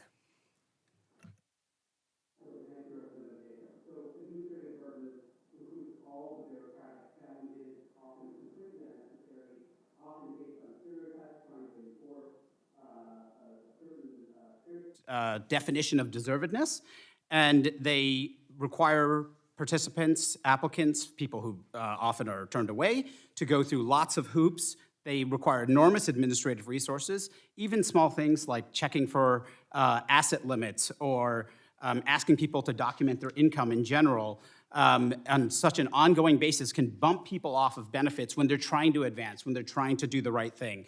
So we need to look really hard. The administration has taken the lead with an executive order around this, but there's a lot Congress can do also to reduce administrative burdens, and it will be an efficiency gain overall for our system. Well, thank you. And I think maybe we'd love to get, for the record, some specific ideas on how we in Congress could reduce administrative burden, as I do think that we on this committee have some bipartisan support to try and do that. With that, Mr. Chairman, I yield back. Gentlelady yields. Ms. Bice, who is joining us remotely, is recognized for 5 minutes. Ms. Bice, you're not coming through. That's either because you're muted or we have a technical glitch. My apologies. There we go. Mr. Chairman. Thank you. And thank you to Ranking Member Style and certainly to our witnesses who are participating in this hearing today. I want to first start by saying, as a fellow Catholic, I am very familiar with the incredible work that Catholic Charities does for communities across the country. So thank you, Ms. Reynolds, for advocating for those. Today's hearing comes actually at a difficult time, though, as American people are being pinched by rising prices, higher interest rates, and slowing economic growth. The social safety nets are there for workers who are going through tough times. However, a strong growing economy does much more for workers than government-run programs could ever provide. Those that are working are being able to drive a sense of purpose and satisfaction from their labor that government assistance can't replace. And to that point, I want to talk about the fact that we've heard some really troubling news this morning on economic growth that has slowed for the second straight quarter, providing negative GDP. Interest rates were increased by 75 basis points yesterday, and the administration really isn't altering course to try to enact policies to exacerbate the economic ills that we have. So, Ms. Reynolds, I want to start by asking you, can you discuss how a constricting economy and rising interest rates can impact Americans who are already living on the edge? And do these economic conditions make it more difficult for families who are in poverty to bounce back? Thank you so much for your question. I think absolutely, and I think a lot of the research we have done at Notre Dame would further emphasize that. Specifically, what I would note is that, you can use a recession in this time to really invest in things for low-income Americans while making sure their basic needs are met that would produce results so that they can be on a pathway out of poverty, a pathway of upward mobility for the long haul. So it's important to think about today, but it's also important to think about what we can be doing. What does the evidence tell us today works to get someone not food secure, but to get someone long-term on that path out of poverty? Let's invest in those solutions. And where we don't have the evidence, let's build that evidence along the way. So a decade from now, when we hopefully aren't in a recession, but maybe might be again, we aren't scratching our heads wondering what should we do. Well, and I think to add to that, we talk about programs like Catholic Charities and others across the country that are providing sort of resources. I would argue that these private entities, whether it be religious-based or otherwise, do it better. Government-run programs don't tend to be the most efficient. I also want to maybe comment on something that was brought up earlier about the most recent, the American Rescue Plan and the funding that was presented. You know, I do believe that this is one of the reasons that we're seeing inflation reach high levels, 40-year highs. The first two packages that were put together to address COVID, I think would have been enough. The third one is, I believe, what really pushed us over the edge. So looking at it from a spending perspective, we have to be really mindful about what we're doing because it can come back to haunt us. I'm proud that my home state of Oklahoma has established community hope centers, which provide families and children with much needed resources while focusing on empowering them to return to self-sufficiency. The model has shown great promise.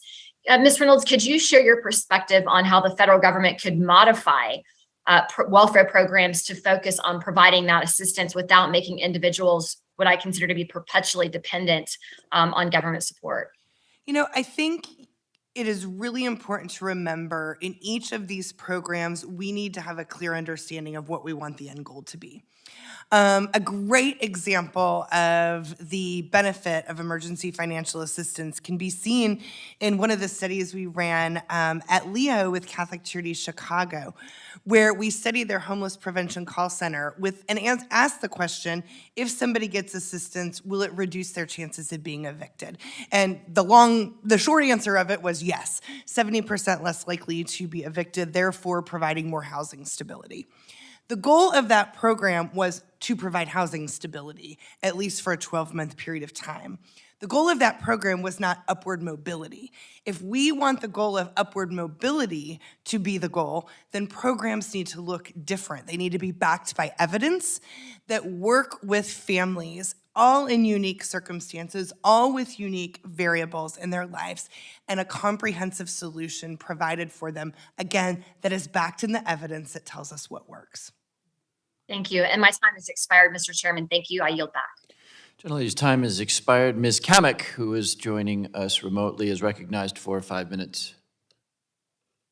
Thank you, Mr. Chairman, and thank you to Ranking Member Stile for hosting this hearing here today. Thank you also to our witnesses for appearing before the committee, and I do hope we get a second round because there is no shortage of discussion to have on this. So for me personally, if I had to sum it up, I would love to see government work themselves out of business when it comes to so many of these issues.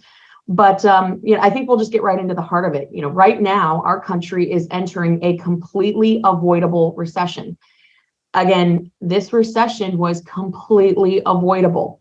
It was not inevitable, as some of my colleagues across the aisle in this administration would want Americans to believe. But at least they're done gaslighting Americans who believe that we're not in a recession. I think the numbers speak volumes that came out today about a second quarter of consecutive downturn. But you look at last year, the nation was getting back to normal. Americans were getting back to work. But folks on the other side of the aisle just couldn't let well enough alone and instead jammed through a massive partisan spending package in the name of COVID relief. It was a flimsy excuse for what was really a grab bag of big government spending that swamped our nation's recovering economy.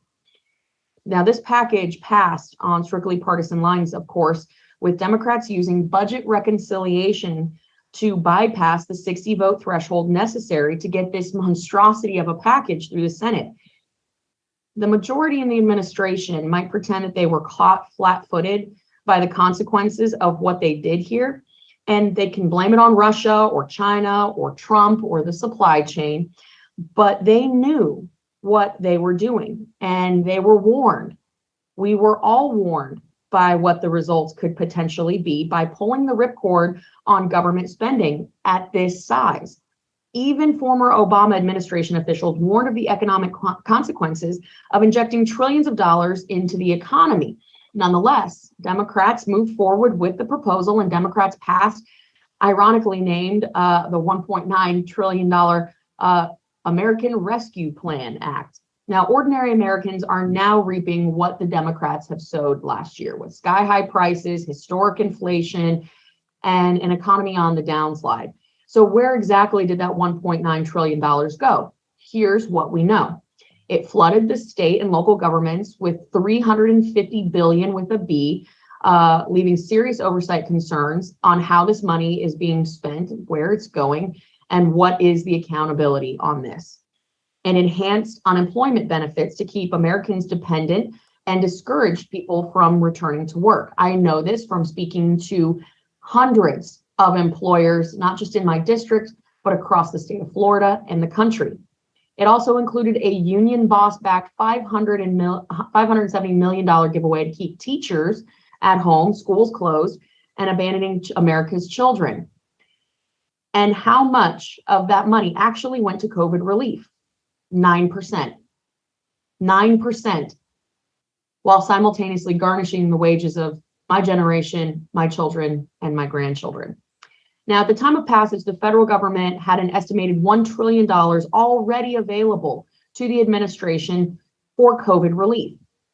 Now, did anyone make any effort to repurpose money that was already on the table? No, absolutely not. Of course not. Why get in the way of a raft of ruinous new spending? All in all, that one bill added $14,000 per household to our national debt.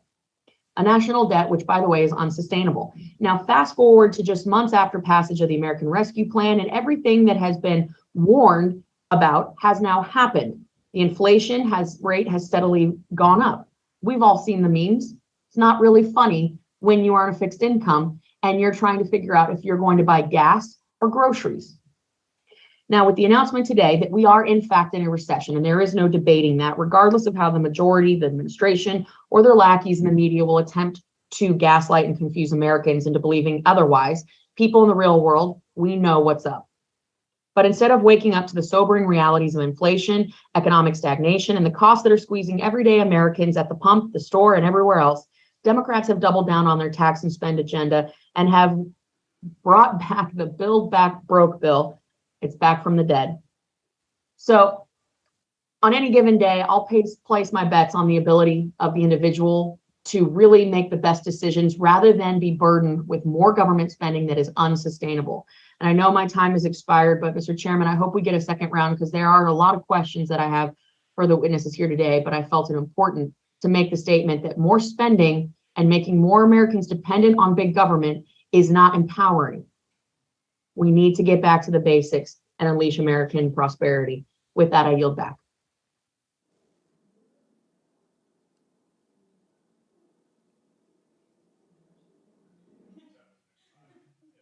Run, Mr. Chairman.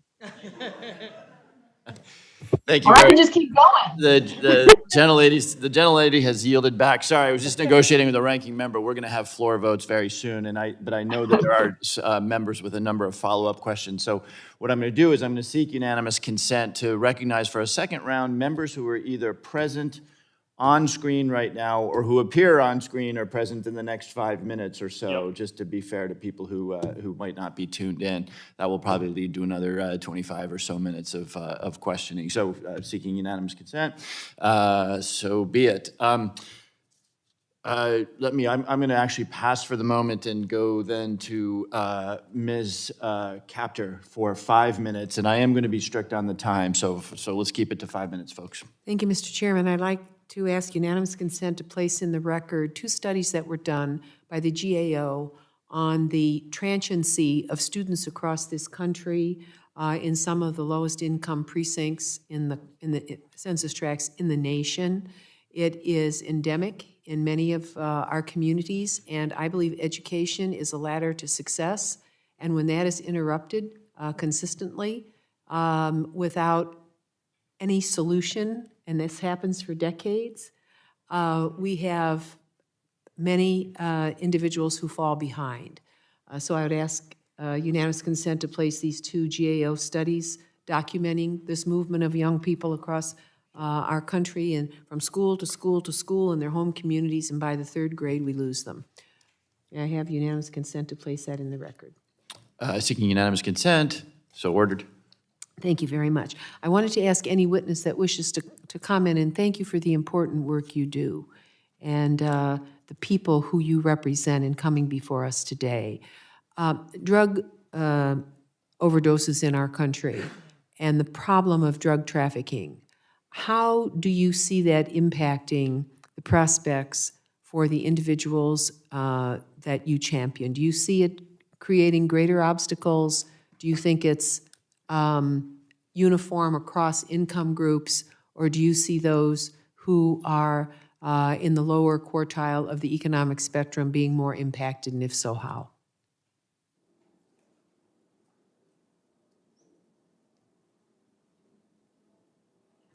I mean, I can start. It's an area that I have some, but not a lot of expertise in. Certainly, there's no question that substance use disorders are incredibly destabilizing for families, and that here again, there's some good news that there's actually been progress around medication treatment, and that is very evidence-based and is having great success when it is deployed. One of the things that's really interesting is the way that Medicaid can actually facilitate this evidence-based, medication-based substance use disorder treatment. And one of the things that's happened in states that have taken and adopted the Medicaid expansion is that Medicaid has played an incredibly important role in their opioid response. And one of the things that's happening in states that have refused to adopt the expansion is they don't have that tool in their toolbox. So it is an example where we've had some real evidence developed of more successful ways to do this, and Medicaid actually can play and is playing a really important role in many communities. Ms. Parrott, are you aware that in many states, when an individual is incarcerated and they have substance abuse disorders, that medication is taken away from them? Again, that's not an area of my expertise, but that is obviously counterproductive. For the mentally ill, it's devastating. I would definitely say that, substance abuse is something that when we're dealing with what works to help people on a path of upward mobility needs to be something that is considered. Leo, co-founder Bill Evans, did a wonderful paper, and I can share it with you, on the opioid crisis and what families, not just the person who has the addiction, but what happens to the impact of families, I think is a really important insight and consideration.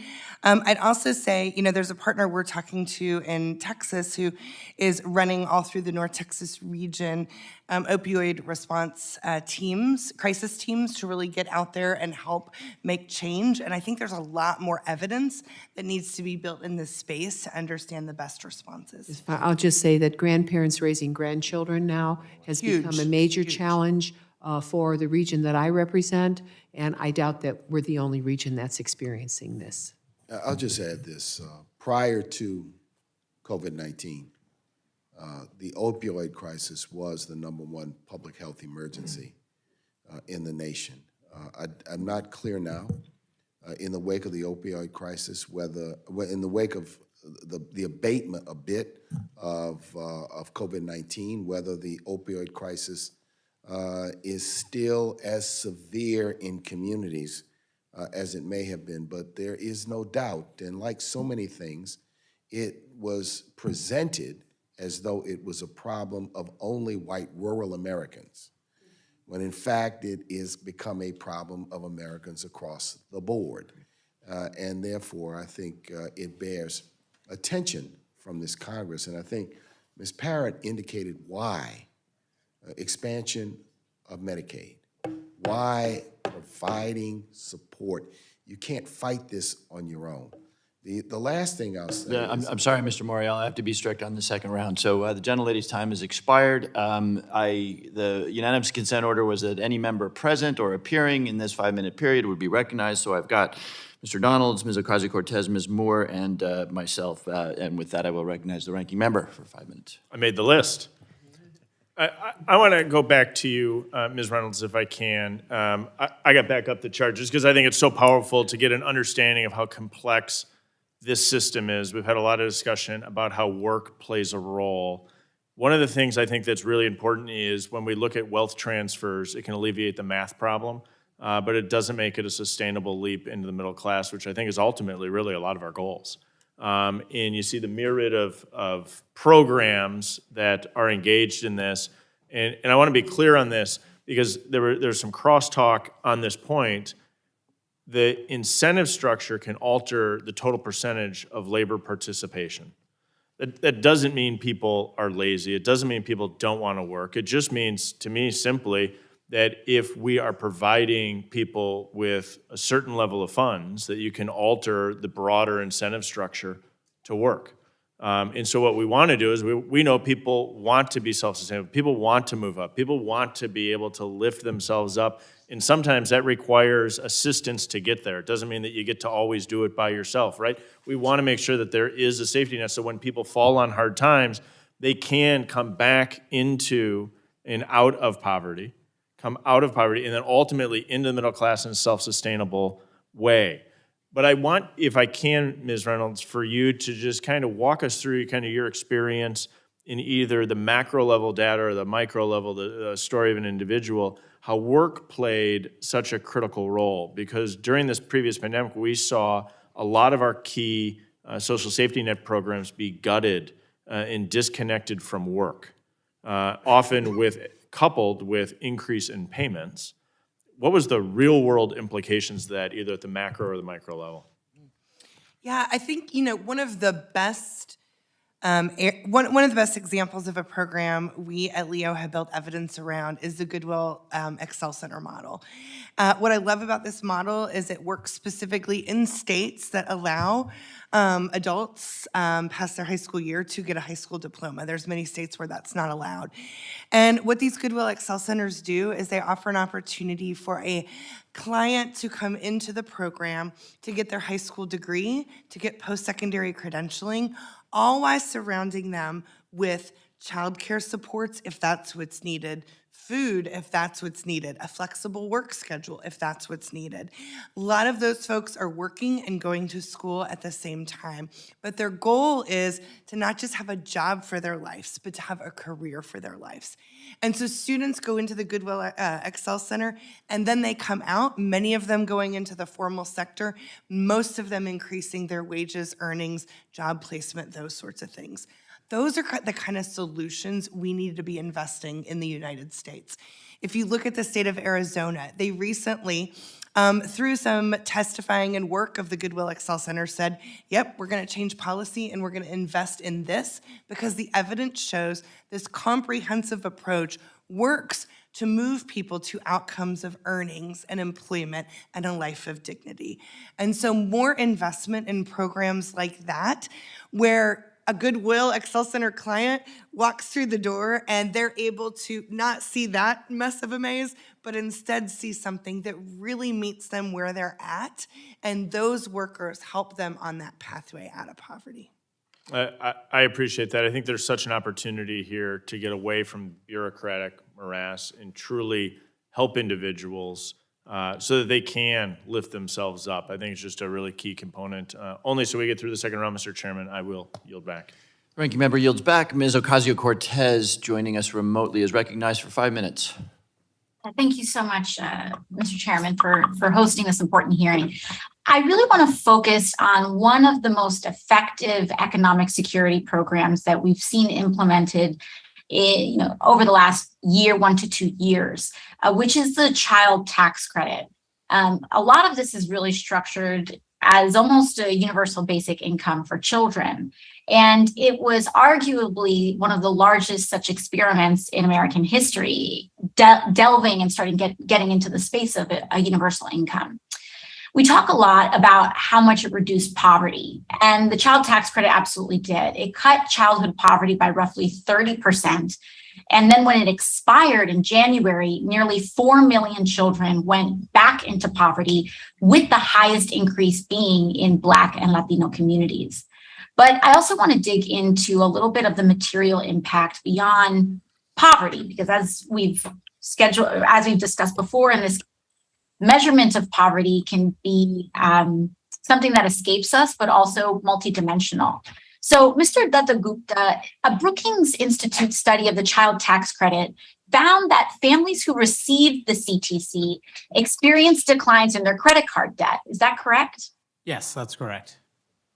And they also had reduced reliance on high-cost financial services such as payday loans, pawn shops, and even reduced rates of selling blood plasma. Is that also correct? That's absolutely correct. And in the US, blood plasma is a major survival strategy for some of the lowest income families.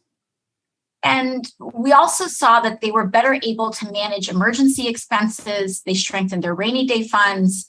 Parents were able to pay for tutors for their children, spend more time with them, which, as we know, from an educational and socio-emotional development point of view, is very crucial. And they were also able to purchase more and nutritious food for their families, correct? That's right. And giving money to parents with the least income ensures much higher quality parental interactions and investments, just as you've highlighted. And also in the structure of this, the fact that it wasn't just one lump sum at the end of the year, but that it was a recurring source of income for families in, that were experiencing the hardship that we all did during COVID. But it was that monthly disbursement. Would you say that structuring it that way was also providing immediate benefits and help to these families? That's right, Representative Ocasio-Cortez. Families budget on a monthly basis, and you can see the effects of the monthly payments really helping families meet basic needs, even preventing evictions. So I also want to dig into this other side of the argument, which goes into work requirements for programs like the CTC. There were some arguments that some of these economic security programs would disincentivize parents from working and negatively impact workforce participation. But what we also saw from Brookings was that there was no statistically significant changes in employment between CTC eligible households and those without qualifying children. We also saw from the Washington University in St. Louis that there was also no evidence that CTC payments led parents to leave the workforce. We saw no significant difference in employment rates between low income, middle income, or high income families receiving CTC. And we found that nearly 94% of parents said that they plan to continue working or even work more once upon receiving this credit. So, Mr. Dutta-Gupta, would you agree that the CTC, the child tax credit, did not reduce employment or disincentivize parents looking for work? Overall, that's absolutely correct. Remember, the child tax credit can also help parents afford care that they need to work, afford transportation, and other work-related expenses. So there has been not a single study that has shown that the child tax credit, as enhanced by the American Rescue Plan, reduced employment. In fact, the Center on Budget and Policy Priorities study also found employment increases among cash assistance recipients subject to these work requirements were modest, but they also faded over time. And most cash assistance recipients subject to those work requirements actually stayed poor, and some even became poorer. Ms. Parrott, would you generally agree with this report by your organization that work requirements do little to reduce poverty and in fact can push families even deeper into poverty? And if so, how? Yeah, thank you for that. Yes, taking away benefits that people need to survive if a parent isn't able or can't meet a work requirement is very counterproductive. It makes the family destabilized. It makes it harder for that parent to move forward. And most importantly, it puts their child at deep risk for deep poverty that has long-lasting negative effects. Thank you. The gentlelady's time has expired. Just for the benefit of members, there are 4 votes on the floor right now. However, the timing is such that we're going to easily get through Mr. Donalds and Ms. Moore. With that, Mr. Donalds, 5 minutes. Thank you, Mr. Chairman. I actually like this committee. I really do. We actually have really good conversations in this committee. I think, so in some respects, even when it was formed, I was kind of like, huh? I'm actually glad it was. We actually get to delve into these topics not so much from a standing committee focus, but from a multi-committee focus with different parts of public policy. I think it makes for a broader discussion. Real quick, Mr. Morial and Ms. Reynolds, I'm gonna go to you first, Mr. Morial. Can you kind of expand upon some of the drivers that you've seen that cause generational poverty? Like, from your experience, what have you seen that are like the drivers of that? I mean, one of the drivers of generational poverty is simply that parents, mothers, people raising children cannot adequately provide for their kids. They can't afford rent. They get bounced around from apartment to apartment, from neighborhood to neighborhood. They have a difficult time making it, and then the child becomes a low performer in school. And as a low performer in school, they don't have the opportunity to finish high school and then go on to post-secondary success. So the issue with things like the child tax credit, you do for mothers, you do for children, you do for families, you do for children. The key is to provide the supports for families so that they can adequately provide for their children what every parent wants to provide for their children: a safe, wholesome place to live, a house with food, and educational opportunities, after-school opportunities, extracurricular opportunities. So a lot of it is rooted in the experience children have coming up. And if the parents don't have the support, if the home environment, and whether they're being raised by two parents, one parent, a grandparent, and a mother, which is common nowadays, it is the support that they have. Ultimately, the way to buck intergenerational poverty is through educational attainment. Okay. For the kids. Somebody was playing your greatest hits. They liked your answer. They had to play that back. Ms. Reynolds, I don't know if you want to comment on that or expand on it, or maybe you have a different viewpoint. Yeah, I think, no, I really appreciate what my fellow witness shared. And, you know, in the opening videos that we watched, both the two women, Angela and Elizabeth, I noted that both of them talked about, you know, I didn't have parents, or I didn't have a support system, or no one was there to teach me how to interview. And I think that's really important to not underestimate how important family is. I think there's a couple studies that are really worth pointing to regarding intergenerational poverty. One is economist at Notre Dame, Chloe Gibbs, did a wonderful study on the impact of early education, both if you look at a two-generational support to the parent and to the child. Another one that has been conducted is with an organization called Friends of the Children.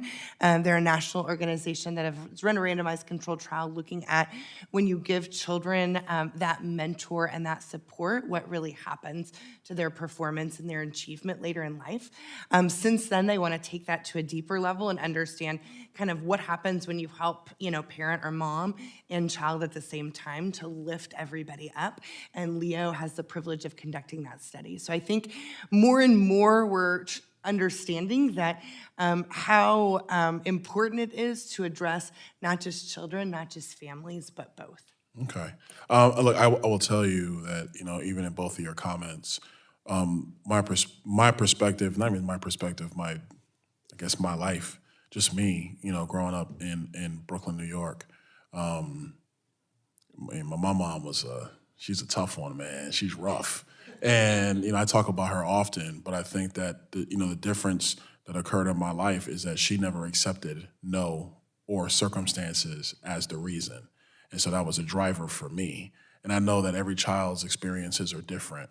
But I agree, Mr. Morial, I really agree with your point that, you know, academic attainment is like probably the number one driver for breaking that cycle.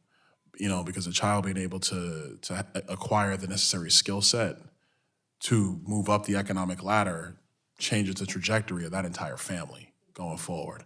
I think that, you know, as a body, and maybe this might be a topic for future discussion, we should start really thinking about some areas of academic attainment that also don't follow just going to four-year university. No disrespect to everybody that went there. I went myself. But there's so many other pathways to be able to earn a substantial living without taking on the additional costs of college education. With that, I yield back. Gentleman's time has expired. Ms. Moore is recognized for 5 minutes. Thank you so much. And I enjoy this committee too, Mr. Dowell. And I have some questions, and I was hoping that you wouldn't run off because I know it's right in your wheelhouse. I want to talk about housing for a second, because that's also part of the social safety net that we discuss. I want to know, maybe Mr. Morial can address this. We all have talked about how that we've had flat wages for 40 years. We haven't raised the minimum wage for 13 years, $7.25 an hour. And yet, housing costs around the world have gone up. There was a study done of 218 cities around the world, and the top 10 cities that had become unaffordable were, guess where? In the United States of America. And so I'm asking you all, to what extent do you think the lack of affordable housing contributes to poverty indicators? Let's go ask the people living in tents in cities across America. The people living in tents today don't look like the homeless of the 80s. They're young white families. They're Black people. They're veterans. They're immigrants. They're living in tents, not only in Washington, D.C., and New Orleans, San Francisco. They're living under bridges. Go ask them why they're there. They're there because they cannot afford to pay rent.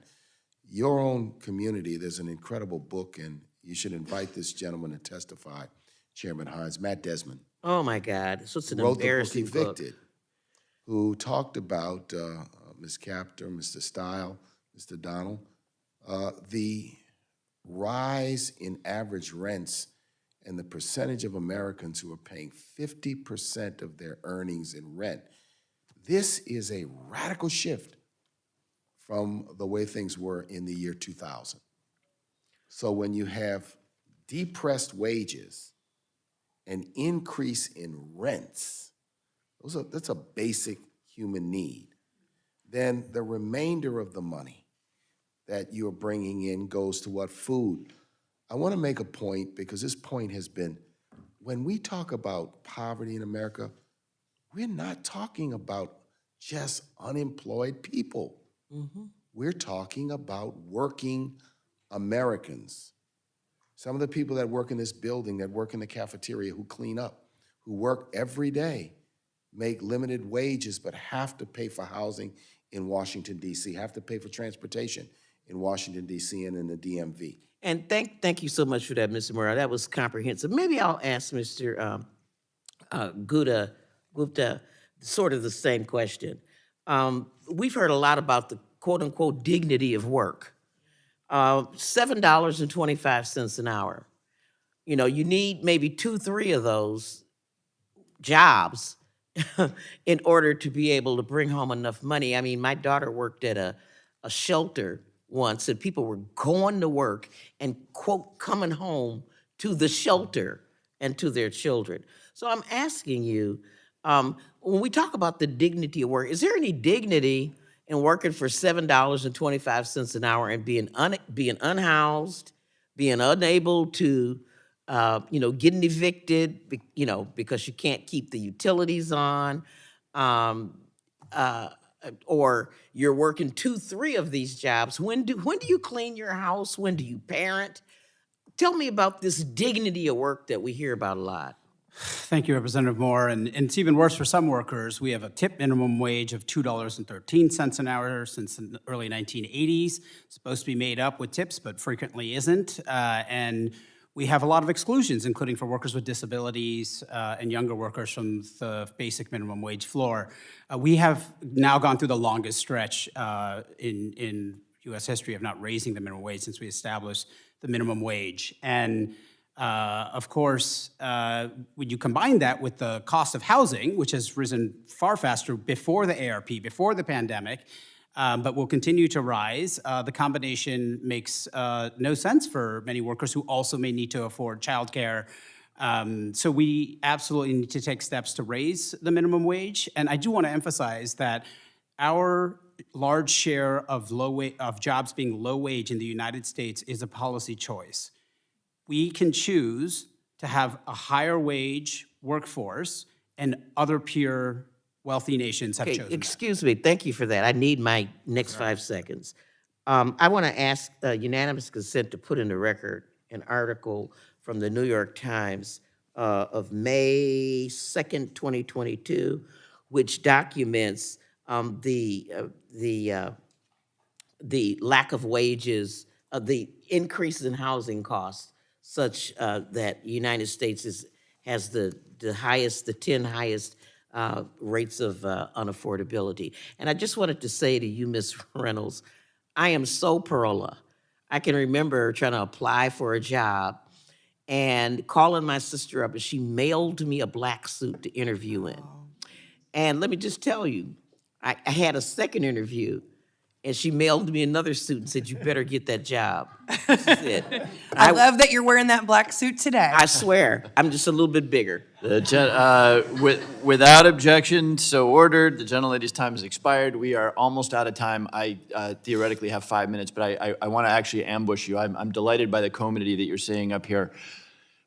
It is essential to me as chairman that we come up with ideas that stand some chance of becoming law. As long as the filibuster exists, that means that those ideas will attract some bipartisan support. So I don't really have 5 minutes left, but what I want to do is put you all on the spot, speed round, please no more than 30 seconds each.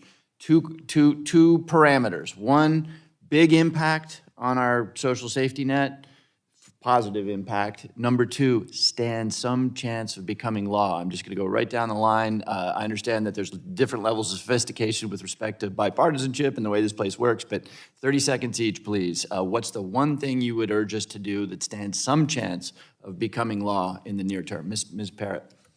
So I think there's a long history of bipartisanship around refundable tax credits, and I think that there is a pathway there. I also just want to say that I think around easing access to benefits, I think we've seen here a lot of bipartisanship. And the last thing I'll say is I think that there is broad bipartisanship around both housing and childcare as really critical issues that face families. And there's a history, at least on the appropriation side of bipartisanship there, and both of them support working families. Thank you very much. Mr. Morial. I'm just going to say amen to what you said. I think the idea that the tax code has been used as a bipartisan tool to address poverty with the earned income tax credit, and the child tax credit is really an idea that was birthed in bipartisan conversations years ago. It's an old idea. It's not a new idea. It just finally got enacted. And then I think, secondly, I do think there's something to be said about ease of access to programs. Now, that's a sticky wicket because it involves state governments and local governments and community-based organizations and different federal agencies. But it's worth a sleeves rolled up effort to make what we have today more accessible to people. But I think using the tax code, if we could think about that as a tool to further address poverty, EITC, CTC, I think maybe it stands some chance. But I'll leave that to you. Thank you, Mr. Morial. That's great. We're hearing a common theme here. Ms. Evermore? I think fully funding the president's budget request for UI administration is key. I just spoke to this week the Connecticut Department of Labor commissioner and the UI director, and they in Connecticut are struggling to move through their backlog from the pandemic, and they still have substantial appeals backlogs. And if a state like Connecticut is struggling, I can guarantee you that every state is struggling. The other thing I'd say is consider the broad UI reform principles in the president's budget, including adequate benefits in every state, scalable benefits to economic downturns, and changes that reflect the modern workforce. Thank you. Thank you, Ms. Evermore. Mr. Gupta. Thank you. I would strongly recommend the House consider the Bipartisan Savings Penalty Elimination Act, which would raise SSI asset limits, which have been frozen for decades, at $2,000 for singles, $3,000 for married folks. I think we can get that done. And think about a national subsidized jobs program, which has garnered bipartisan support in the past, especially one that might target youth, help us employ people to address the climate crisis. It's a win-win-win for employers, taxpayers, and for the workers alike, and we can provide that research to help you all move forward on it. Thank you very much, Mr. Dutta-Gupta. Mrs. Reynolds. There are case management programs that have causal evidence behind them that they work for upward mobility. Number one, invest in those. Number two, there are 8 RC randomized controlled trial backed solutions, ASAP, 1 million degrees, stay the course, that show that they can get people across the community college completion line. Let's invest in those. Let's move resources to invest in things that work with the goal of upward mobility for those families. Thank you very much, Ms. Reynolds, and thank you really to all of our witnesses for this this really deep, important, if somewhat chaotic hearing. We are going to need to rush off to do floor votes, but I'd like to thank you all again. Without objection, all members will have 10 legislative days within which to submit additional written questions for the witnesses to the chair, which will be forwarded to the witnesses for their response. I ask our witnesses to please respond as promptly as you are able. Without objection, all members will have 10 legislative days within which to submit extraneous materials to the chair for inclusion in the record. I remind members that written questions and materials for the record should be submitted to the email address provided to your offices. I thank our witnesses again. This hearing is adjourned.